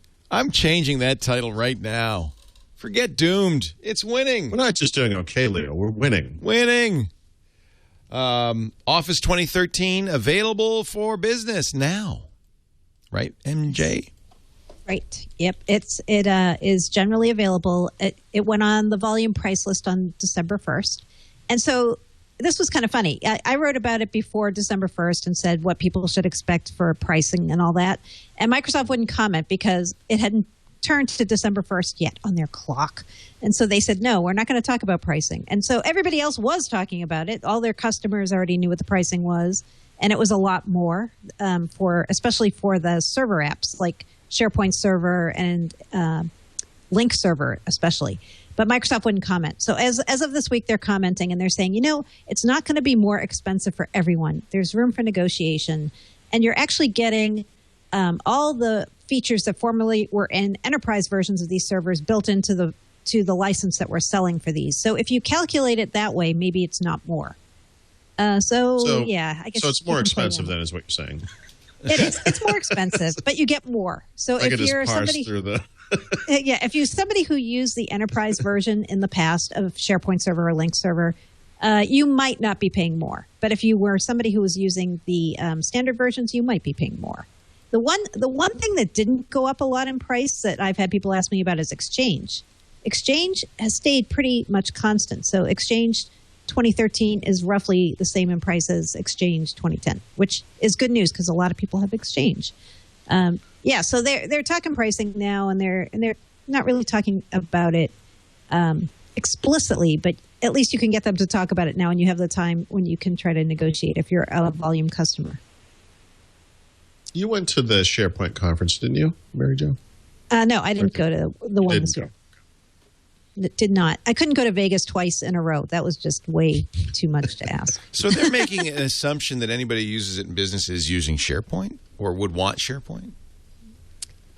That's not a horrible assumption given how many people use SharePoint these days. SharePoint's tied into so many other Microsoft products. You find out, to use, like, say, Power View, it works best if you have SharePoint, and see, a lot of the SQL servers add-ons also work better if you have SharePoint. So, yeah, it's SharePoint's kind of, especially if you're a high-end business customer, not so much a small business, but high-end business customer, good bet you're probably using SharePoint. Interesting. So it's a $2 billion business for them, Leo. SharePoint every year brings Microsoft $2 billion. Yeah, it's huge. And do most people run their own servers, or do they use managed service? Typically, you think? I'd say for SharePoint, people who are gluttons for punishment try to run it themselves. Yeah, I know Exchange is pretty ugly to do it by yourself. Yeah, a lot of people that's why SharePoint Consulting is such a big business. Yeah. So I was praising Microsoft's campaigns, but they don't always work exactly as planned. They had a Twitter campaign with the hashtag Droid Rage. They were inviting, I saw this and I was actually a little bit sickened by it. They were invited Android users to share their malware horror stories yesterday using a hashtag Droid Rage. I think that was a mistake. Twitter users showed up en masse to, yes, they bought the Droid Rage hashtag, but the rage seems to be more, I don't know, against Microsoft? Or against Windows. Windows, not, well, I don't know. The two are synonymous in some minds, are they not? Excuse me one moment. Uh-oh. There's something going on. We'll just pause for a moment while Paul yells out the window. Maybe he has some, I think he has some droid rage going on. I think he's having some droid rage, yeah. Yeah. So. Let me just search for that hashtag, droid rage. Sorry? On the Twitter. Quite all Said right. you left to have droid rage. We Paul. thought you were yelling at the kids. Get off of my droid! I literally was yelling at the kids. I have teenagers in my living room being loud. Get ready. It only will get worse. So here it is. Raise your hand if you suffered through Windows Mobile 5 or Windows Mobile 6 or Windows Mobile 6.5. Here's the original tweet. Do you have an Android malware horror story? Reply with Droid Rage is your best worst story. We may have a get well present for you. Jeez, I mean, some of these are brutal. Whoops, just activated another 1 million devices today. Sorry about that Windows Phone. Droid Rage. I once thought about writing malware for a Windows Phone, but then I thought, aren't they suffering enough? Droid Rage. There's some stuff in Arabic even. I don't know what it says. And French. That can't be good.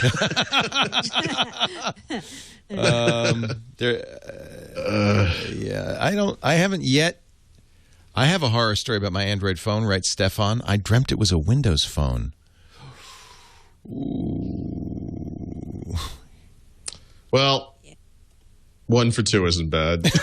It's risky because the Twitterverse is probably not your base. Right. Exactly. So it's a little, maybe they learned a lesson there. Just a little lesson. Do not attempt a grassroots marketing campaign unless you know the community pretty damn well. Yeah, it's a tough one. Hey, can I ask a question, Paul? Because somebody was asking me this about Windows Phone. Do you? I know you don't have to have a Windows Live account, but is it just as you kind of do? Okay, yeah. That's what I thought. I can't imagine using Windows Phone without a Microsoft account. You could do it, but you'd be hobbling yourself. You would erase every good reason on a Windows Phone. Right. Yep. Okay. You'll be proud of me. We have a little mentee. I guess she's in 4th grade now. She lost her iPhone. She was sad. A mentee? Yeah, it's like a manatee without the A. No, it's there's it's the other side of the mentor equation. Yeah. I didn't realize those people were called mentees. Well, I guess they are. It's like a mento. But anyway, she lost her. Anyway, a little friend of ours, 4th grader, lost her iPhone, and she needs it because she needs to call home, stuff like that. Nowadays, a kid has to have a cell phone. So I had my Focus S Windows Phone because I'm going to step up, and we upgraded it to Tango, and I gave it to her, and I think she loves it. Yeah. It's perfect for a 4th grader because it's simple, it's easy. She texts. It's perfect for a 4th grader. There you go. Let me just. This is a Windows Phone 8 marketing campaign you're never going to hear. Yeah. It is perfect for a 4th grader. That's all I'm saying. Yeah. But that was one of the questions was, well, should I get a live account? I said, yeah, just set up. I told her dad, set up a live account. It'll make it much easier for her in future. Perfect for a 4th grader. I don't think we're going to see that one. An underhanded compliment. No. Well, I just meant it was. It's easy to use. It's straightforward. I know. But the thing is, kids as they get 12 and up, they start to be status oriented, and the iPhone is the status product thing. So, although I'm going to tell you an anecdotal story from New York. Okay. I was in a wine bar near here one of the days I wasn't drinking craft beer, and I had my Windows Phone out on the counter, and I saw all the bartenders were at back whispering, and one of them came out and said, "Is that a Windows Phone 8?" Ooh. And I'm like, "Yeah, it is." And he's like, "Can we see it?" See? I'm like, "Sure." So I hand it to them. They're passing it around. They're like, "Is this the HTC 8X?" This is like totally unscripted, unprompted in New York. They knew, and the guy's like, "I don't want my iPhone anymore. I actually want that." Can you believe that? Okay, that's great. True story. Not for just 4th grade. It's for bartenders as well. I think the 8X is pretty impressive, actually. I like it. The 8X is awesome. Yeah. So let's get I went out with friends the other night, and one of them said, "Oh, I got to show you my new phone." And he digs in around his pocket, and he pulls out a HTC Windows Phone 8X. And I'm looking at him like, so, I have this phone, right? Yeah, it's really He's like, cool. "Oh, is this the one you have?" I'm like, wow. So both of you are using an 8X. Is that those are for both of you? That's the Windows Phone of choice. Yeah. I have to say, as much as I like the 920, the Nokia, it's just so big and heavy. Yep. Although even the 8X feels a little big and heavy. Really? Well, No. Oh. compared to my little skinny little Android phones, yeah. I don't know. Alex Gumpel has an 8X. I know. We actually did tap to send when we were in the studio this week. Oh, you know that thing where you go like that? It's like squirting, except cooler. Squirting. It's like squirting, except Steve Ballmer will never live that down. He will never live down squirting. So this is that's the Lumia. These are both Alex's.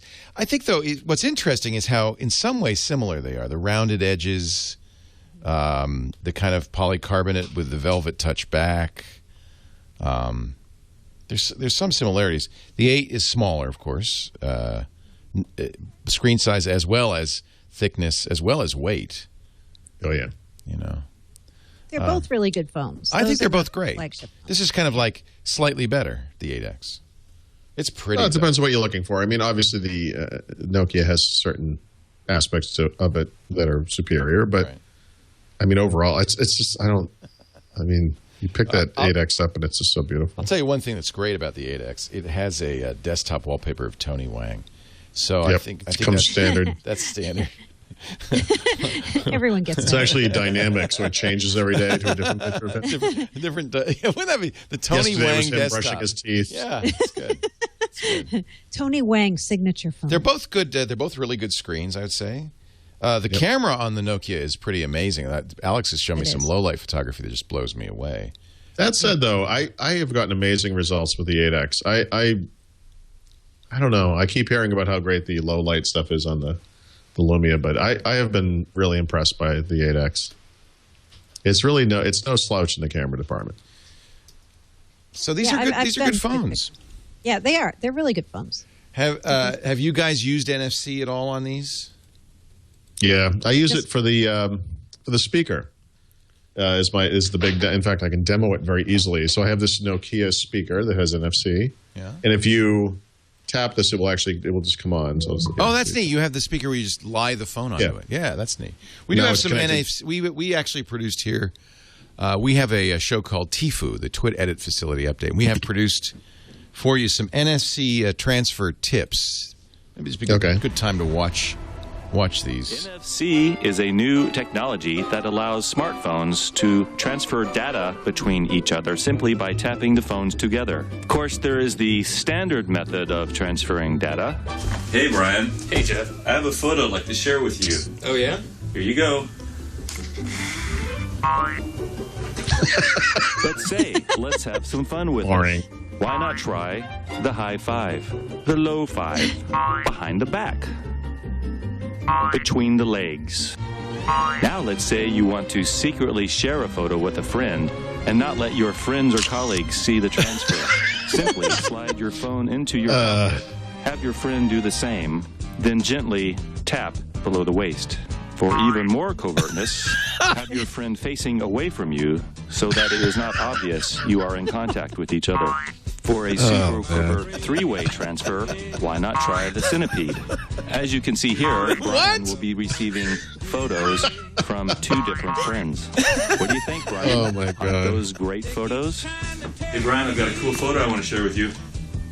My phone's not in my pocket. Neither is mine. This has been another technology tip from TEFU and Inside TWiT. Oh, that's awesome. That's good. Okay, that's just some NFC tips. I don't want to steal your thunder. I know that you're the tip master, but It's good. just thought we'd pass those along from. That would be a I did great do a commercial. tip on NFC. Come on. Yeah, now there's a commercial. I think Microsoft, we will offer that to you if you'd like to buy that. And I think credit goes to Alex Gumpel, and Jeff Stewart was involved in that, obviously. Brian Burnett, and people who shall remain nameless. For obvious reasons. It's excellent. Yeah. So let's get a roundup of Windows. We need a little bumper here, a little Windows Phone news. Here's Paul Thurrott. Actually, here's Mary Jo Foley. Here's Mary Jo Foley. These are all Mary Jo's. Really? See, I always think of Paul as the Windows Phone guy. I don't really care about Windows Phone. Yeah, you don't care. He's an iPhone guy. Yes, secretly. Boing. Boing.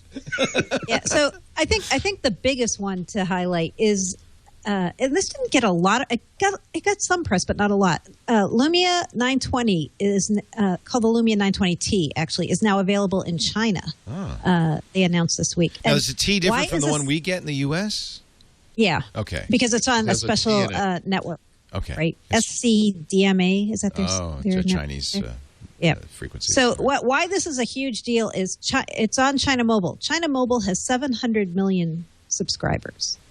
So, we were talking Shiminy about Christmas. Yeah, we're talking about when, and that's the number 3 carrier, right? That's not even the number right. 1. Is it? Wow. I don't didn't think know it's the that. number 1 Yeah. carrier. So this is where Nokia's worldwide strength and presence marketing outside the European and North American markets could pay off, right? Everybody's always like, oh, they're not selling that much. Well, once you break into China and some of these other markets where Nokia is very strong, then maybe they have more of a chance to pick up some volume on their Windows phones.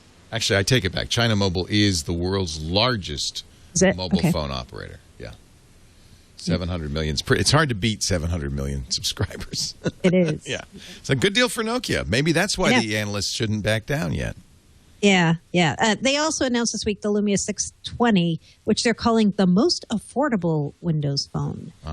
I didn't actually cover this one, but I know it comes in multiple colors. I don't remember. Paul, do you remember which networks it's on? The 620? No, but it's not going to be sold in the U.S., right? Isn't this Is international? a 620 not in the U.S.? Okay. So it's like a low cost Yeah. phone. Yeah. I believe so. Oh, it's $249 U.S., but I'm sure there are millions of discounts on that one, right? Yeah. It's got that double shot thing, so you can put the different shells on it and have 2 colors Yep. at one time. It's cool looking. They So, should sell it here. Yeah, they should. Yeah, so that also came out this week, and a Mexican carrier Telcel also picked up a Lumia 505, which is a Windows Phone 7.8 device. So we're starting to see a little more outside the established markets having a chance to get some of these phones, Windows Phone 8, Windows Phone 7.8 devices. We in the U.S. and other places who already have Windows phones, of course, cannot get Windows Phone 7.8 yet. That's coming early next year for us. And in the sobering news department, Nokia is selling off part of its headquarters. Oh, no. This week. Winning. Yeah. That Nothing wasn't says good news. success that more than we don't own Yeah. where we work. Yeah, they're selling and leasing back head office building in Espoo. So obviously a lot of people painted this as doom and gloom, and it's hard not to really. But they need to cut costs because they've been hemorrhaging. So this is one way to do it. This is actually what happened with Ziff Davis back here in New York when they owned the building that CNET came into, and then in the end, CNET ended up buying the building and leasing it to Ziff Davis. It's kind of like that, except in Espoo. I hope to do this to my kids someday with my house. Sell it back to them. I'm just going to keep the headquarters of the worldwide headquarters. You can own here, it, but I'm not going anywhere. It's yours. Yeah. It's all yours. Yeah.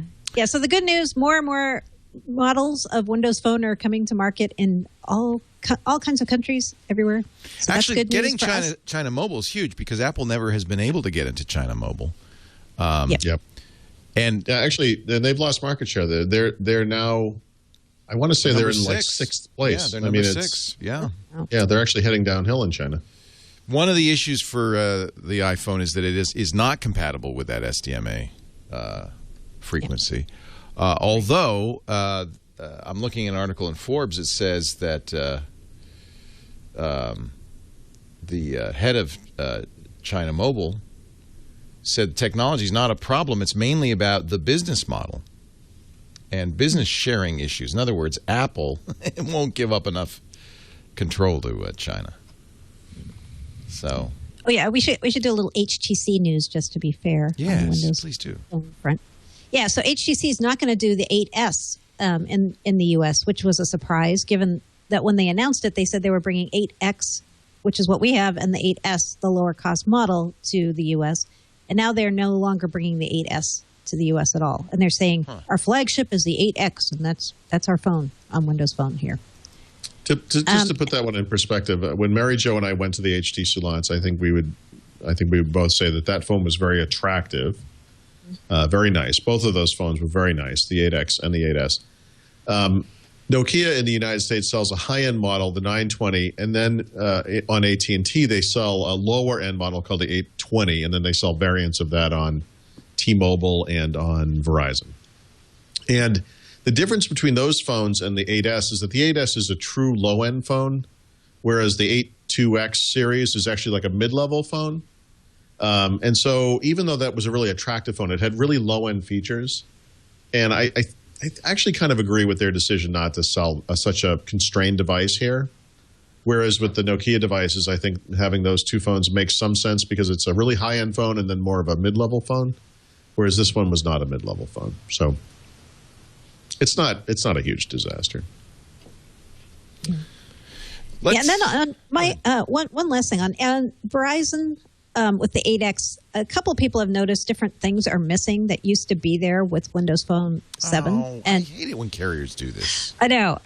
One of them is the ability to send a single text message to multiple recipients. Although Alex Gumpel claims he has this working on his. On mine and on other people I've heard from, not working.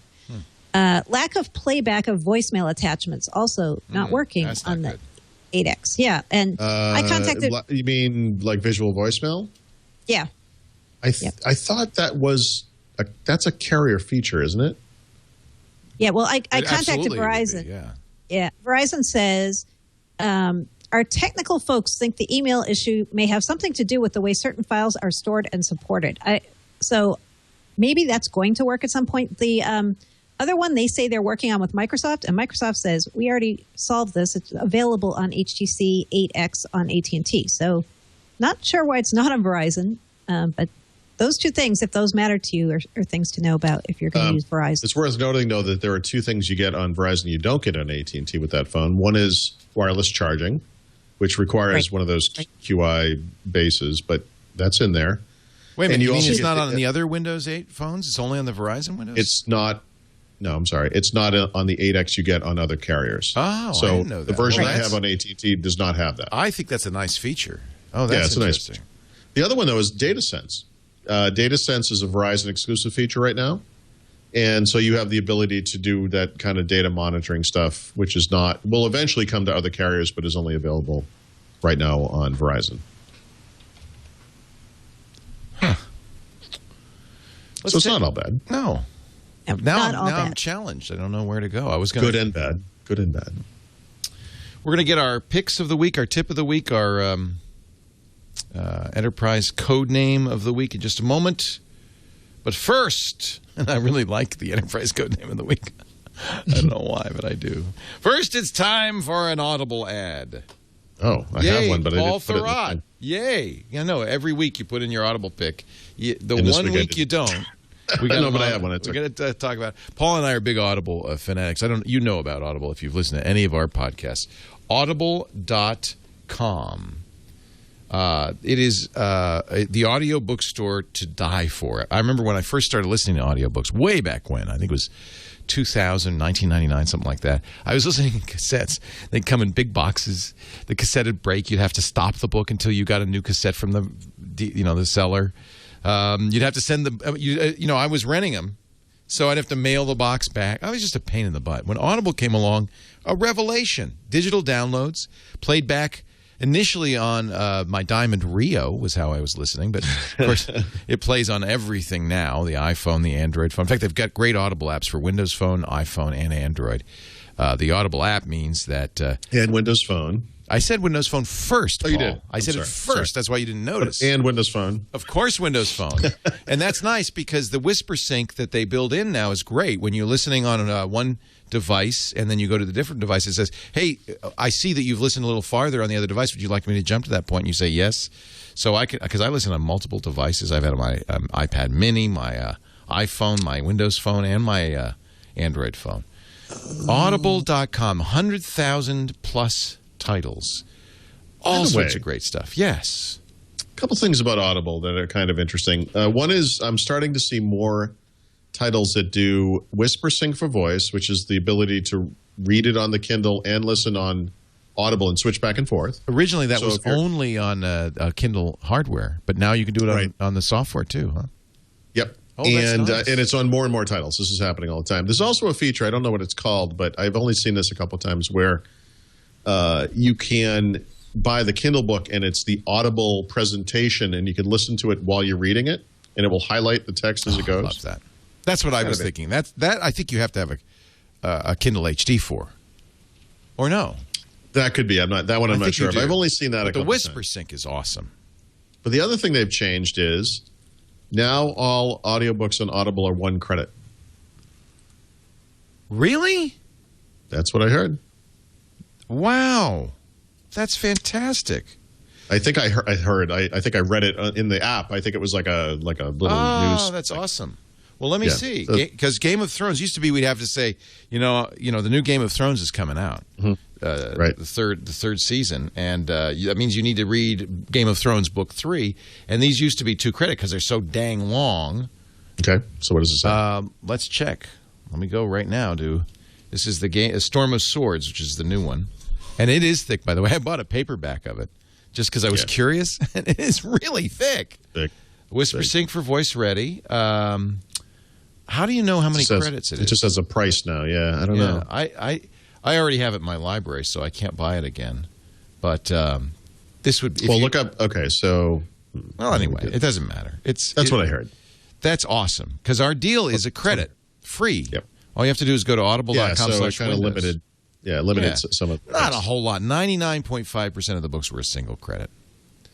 So it wasn't. It isn't too bad. Audible.com/ well, yeah, I see why I don't see any credits. I've used up all my credits because I buy as soon as I get I have a subscription. So as soon as I get my credit, I go, boom, I go buy a book. I don't waste any time. So apparently Dark Crayon says, yes, Storm of Swords is now 1 credit. 1 credit. That's awesome. So here's the deal. Good. Any book you want at audible.com, all you have to do is go to audible.com/windows. Oh, I got to update my credit card. And let's check that credit card. Yeah. You recently deleted the credit card. Do it right now, Leo.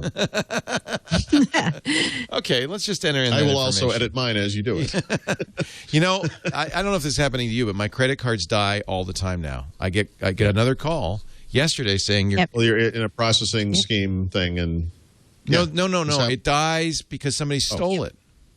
Yeah, well, because someone stole a card. Yeah. Well, no, it's in a credit card processing center thing where someone steals numbers or whatever it is. Yeah, this happens to me at least twice a year now. Twice a year, twice a month.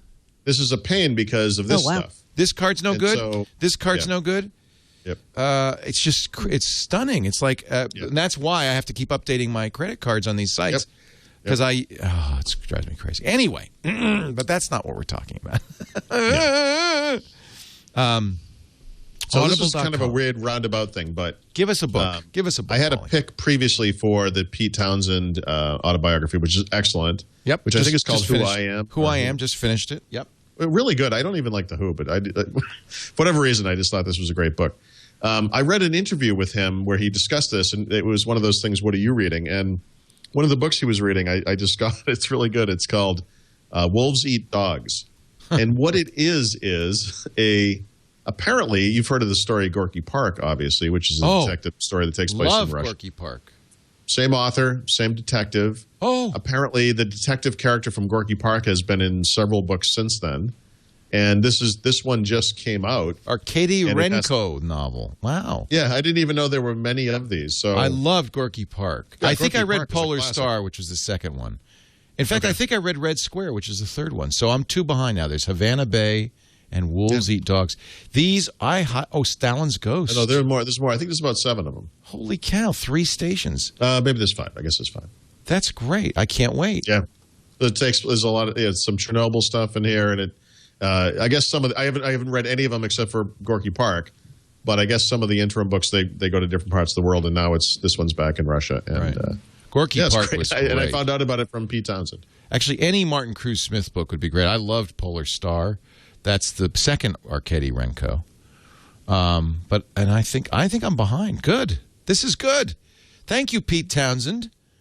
Thank you. If you buy this on the Kindle, a lot of these books, they give audiobooks, I think you get them for $5. Yeah, you get a discount so that you can have both the audio and the text, which is book 6 of Arkady. There's quite a few of these. So if you do party commute where you're driving or can't read for whatever reason, you can listen to the audio book during that part of it. Then you can pick up the book on the Kindle, and it will sync to where you were, and you can switch back and forth. Yeah, it's really cool. This is why you got to be an Audible member. Audible.com/Windows. Your first month is free. Your first book is free. Cancel it anytime. The book is yours to keep forever. It really is the best way to get back to books, to reading for those times when you can't read, when you can't hold the book. But you can listen. There's, you know what, at the gym. I listen all the time at the gym. I listen on the car. I listen when I clean house. I have a Sonos system now so that every room has sound. I just put the book on and I play it through the whole house. The house is booming. Booming with Game of Thrones. It's great. And my son, I don't know if I mentioned this, my son, 18-year-old Henry, who never really liked reading, he said, I get bored after one page, my attention drifts, loves audiobooks, and that's all he listens to now. And he has gone through 6 or 7 books in the last 8 weeks, which is, it's like he discovered reading. Thank you, Audible.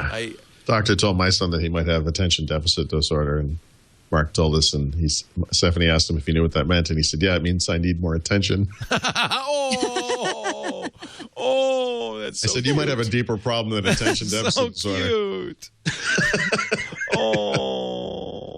That's really cute. Audible.com/Windows. Give it a try today. Now, Paul Thurrott, before we let him go to pay attention to his son, let's get a tip of the week. I have 2 tips of the week. I guess, well, this is a little cheap in a way, but I have been recommending that people use the web-based installer for Windows 8 since there's been a web-based installer. It's just a great new way to install it. It's the best way to do it for most people. But the one little problem with it is if you don't step through it exactly right, you install Windows 8 and then you don't have installed media to go back and install Windows 8 again later.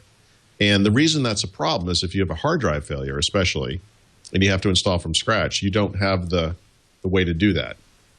But as it turns out, Microsoft has a way that you can install Windows 8 from the web if you have a product key, which you get when you buy the web-based, the web-based installer version of Windows 8. So I put a tip up recently about that. And it was actually Rafael Rivera, the guy who I wrote Windows 8 Secrets with, who found this on the Microsoft site, because I get a lot of questions about this very issue, but I never really had a good answer for how you would go about doing this. Because obviously if you have the install media, or you can get an ISO, it will just work. But if you buy the web-based version, you save some money. And if you didn't go through the steps properly, make that install media, you're kind of, down the river without a paddle. So Microsoft does have a way to make that happen. So that tip is on my site. But it occurred to me after I published that, because I've got this crazy archive of what I've been writing, that that tip was actually my 50th tip for Windows 8. And as of today, I've written, I guess it's exactly 50 tips. Oh, wow. For Windows 8 and over 25 now for Windows Phone 8. And so obviously that was a very specific tip, but I just wanted to say if you are new to these systems and are using them now, there's a lot of information there on the site, and you should go back and check all this stuff out. I like the new design because it highlights the tips really nicely. Yeah. So you got right at the those top. are the most recent ones. Yep. I think that's one of the things I really like about the design. You get right to the meat. No, it's really, this is nice. I think you guys did.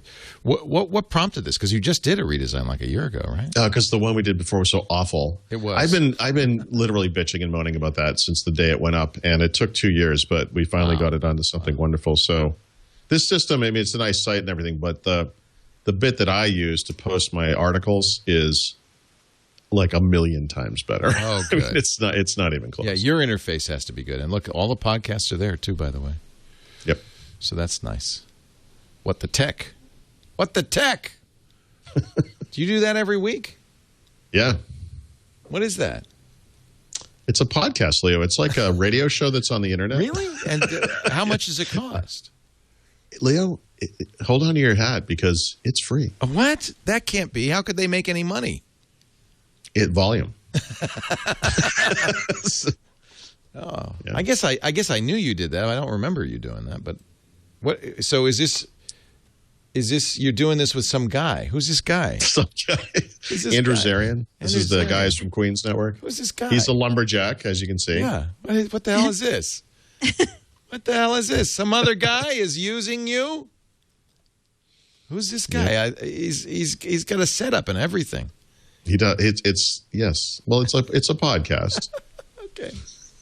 So you can hear Paul. Those things in Queens. You can hear Paul Even twice Queens. a week. Even Queens, they got podcasts. What the tech? Are you on every show? Mm-hmm. I didn't know that. That's good. That's good. It's not Windows oriented necessarily. No. Did we agree that you could see other podcasters? I've been kind of doing it behind your back. It's kind of awkward that you found out on the air, but Well, it's not like we pay you so much. No, that's fine. I don't care. In fact, many of our hosts. It's a hockey podcast. Many of our hosts do that. Many of our hosts do that. And now your second. You said you had two. Second tip. Well, the second one was just that I've written all these tips. I think they're all there. Yeah. At some point, I guess if I wasn't so lazy, I would just put up an article that had links to all of the tips. But it's just gotten to the point where there's so many of them. I felt like I should just mention it. Over 100 now. Well, over 50 for Windows 8 and over 25 now for Windows Phone. Over 75 now. I mean, Windows Phone has only been around for about a month, so yeah, it's pretty good. You're catching up. Awesome. It's pretty good. And now your pick of the week, sir. That's it. That's all I got. It's an enterprise pick of the week.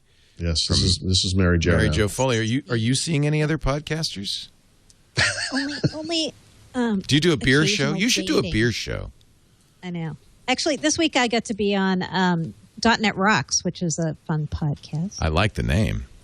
Yeah, they're good. They do developer stuff for Windows developers. It's okay because Paul fantasizes about me while he's doing the other podcast. So Leo, just to be clear, not just while I'm doing the other one. Hey,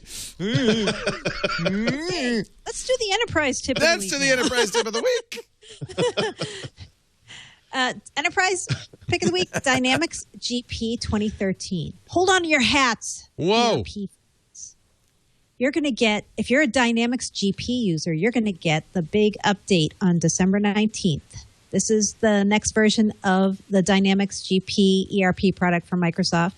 Lots of new stuff in here, including Office 2013 integration, Bing Maps integration, and unfortunately not yet Windows Azure hostability, but that's coming. So in the middle of next year, you're going to be able to, if you want to buy this through your reseller partner, get Dynamics GP 2013 hosted on Windows Azure. So this is pretty interesting because so far Microsoft hasn't put any of their ERP products on Windows Azure, but as of middle of next year, you're going to get both Dynamics GP 2013 and if you want it, Dynamics AX 2013, also going to be available hosted on Azure. So lots of cool things happening on the ERP front. Who said ERP isn't fun? Come on, it can be. Well, actually. Me? That's something we need to write a really crazy headline for to get people to click on it. ERP stories. ERP, Enterprise Resource Planning. ERP. ERP. Our code name pick of the week is a good one. It is. Tulalip. It's a place in Washington. Yes, it is. It's a place in Washington where they have a casino, a big casino there. And Tulalip was the original code name for the product that became known as Microsoft Social, SO.CL. And this week, the Microsoft Social team updated their technology so that if you want to test it, if you want to be a beta tester, you can go on beta.so.cl and you don't need to have an invitation. You can start testing this. This is a very unusual social network that Microsoft Research has built. And the way it works is it's mostly based on images. So you go on there, you sign up through Facebook or through your Windows Live account, and you search this database of images, and you pull images in to do posts that are very image-centric. It looks to some people like Pinterest, though Microsoft says it's not intended to compete with Pinterest or Tumblr or Facebook, obviously. It's just another way of thinking about social search and image search. So it's kind of fun to just play around with it and test it out. I don't know if it'll ever become a product, but it's out there for testers now. But it's got the best code name ever. It does. They have a great code name. Tulalip. Yep. There's an event in Tulalip, Washington called the Taste of Tulalip. Oh, really? I don't want it. Do not want. And finally, we cannot leave the show without a beer pick of the week. This is a new feature on the show. Yes, beer pick of the week. And this is a bear or beer? Beer. Oh, let's not pick a bear this week. Okay, good. No, All right. bear. Just beer. Just beer. Shout out to the TWiT Brickhouse folks who took me this week when I was out there to 3rd Street Ale Works. Oh, in Santa Rosa. Yeah. Yeah. And the brewmaster there, Carrie McLeod, is a huge Windows Weekly fan. What? You're kidding? Yeah. No, I walked in and he goes, Mary Jo Foley. What? How weird is that? That Right? is I know. hysterical. Yeah, so he sent us up a whole tray of a sample of every one of their beers, and the one I really liked was White Cat Vanilla Porter, and they brew it with real vanilla beans in the that tank. sounds So good. That sounds pretty darn really cool. good. Yeah, he loves all the TWiT shows. He asked us to say hi to you, God, Leo. I could get a free beer probably if I stop by. You might be able to get a free beer if you go to 3rd Street Ale. It's in Santa Rosa. Yeah. On 3rd Street, I guess. I guess. That's downtown. That's awesome. Very good. What's his name? Do you know? Do you remember? Carrie McLeod. Carrie. Hi, Carrie. And it's spelled Kerry. Carrie McLeod. He is on Twitter, Razor Nipple on Twitter. There you go. See, and you broke up that little thing with me and Leo. This has to be the most homoerotic version of Windows Weekly we've ever done. It's up. It's in the top 5. It's in the top 5, yeah. We are doing a best of. If you want to, because I think you guys should take the week of Christmas off. Christmas is Tuesday, so you might have been recovered by Thursday, but I think you probably want to take a little time off. So what we're going to do is ask people to go, if you are a Windows Weekly fan, to twit.tv/bestof. That's the form. It's been there all year. We should probably plug this all year because you've probably forgotten all those great moments. But if you can just give us a hint. It says, time code, date, episode number, but whatever if you can just give us a hint so that our producers can find those pieces and we'll put them together and we'll do a best of. I think we're going to do a best of. Or maybe not. Did we decide instead that we want to do the year ahead and the year behind? Okay. The year up and the year down. I don't remember. Year behind. Year that was. It's the past of Windows tomorrow. The truth is, we can submit them. Can we submit things? Yeah, twit.tv/bestof. Yeah, because you probably have some candidates. I already know what my best moment was this year. I do too. I bet ours is Mary the Jo same. calling me on the phone when. Yep. Yeah, that was pretty Steven good. left. That was pretty good. Yeah. Or the guy on the ledge. That one was good too. The guy sitting on the ledge across from my bed. That was a good moment. There you go. There you go. Paul Thurrott is the host of some other podcast on another network with some guy. Wow. But he also... Don't make it sound so dirty. Oh, it is dirty. He's also at the SuperSite for Windows, SuperSite. I think Andrew actually stopped by the chat room when he heard what was going on. Andrew loves you. I think he listens to the show live many times. Can't you keep your little slut out of my chat room? I just... It's important to me that you guys meet. That's all I'm saying. I want to say up front that we're just having fun. This is perfectly fine. I just couldn't resist. Paul Thurrott, SuperSite for Windows, winsupersite.com. That's the website. And I love Paul, and I love it that he's doing other people. And and I hope he continues. You really I hope he enjoys himself. I don't know how you sleep at night, but apparently you do. Mary Jo Foley is a big blogger at ZDNet. Her blog is so big it has its own URL, all about Microsoft.com. You can find her there. We do Windows Weekly, 11 a.m. Pacific, 2 p.m. Eastern Time. I guess I'll be on time from now on. Don't want you to find someone else. I'm going to have to start sending Paul flowers and dressing nicer. It's been like a year and a half. It's not. I know, but I just found out about it. Just because it's been going on for a year and a half doesn't mean it's okay. Yeah, it's true. It kind of makes it worse, doesn't What it? happens in Queens does not stay in Queens. By the way, is Andrew always on time? He's early. Oh. You guys, you're not alike in any way. Well, except for the whole, most of it is exactly the same. But. He's into variety. Paul likes into variety. We do the show 11 a.m. Pacific, 2 p.m. Eastern Time. That would be 1908 UTC every Thursday. Do join in and have fun with us live because it really is fun to see the reactions in the chat room when when we say things like razor nipple. But if you can't, you can always get it on demand after the fact. Downloads from audio and video from twit.tv or wherever finer podcasts are aggregated. In fact, if you subscribe, you'll be sure to get every show and you don't want to miss it. That's it for this edition of Windows Weekly. So nice to have you both. And are you okay, Paul? I'm okay. We'll see. We'll see you next week right here. Take care.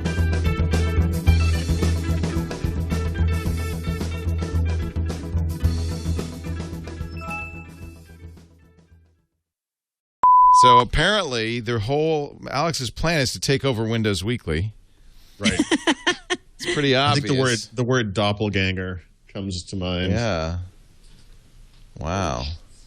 And is that the guy from The Pianist? Is that Adrian Brody that he's holding a picture of there? Is that who that is? Why is he holding Adrian Brody's picture? There's obviously some hero worship going on. I think so.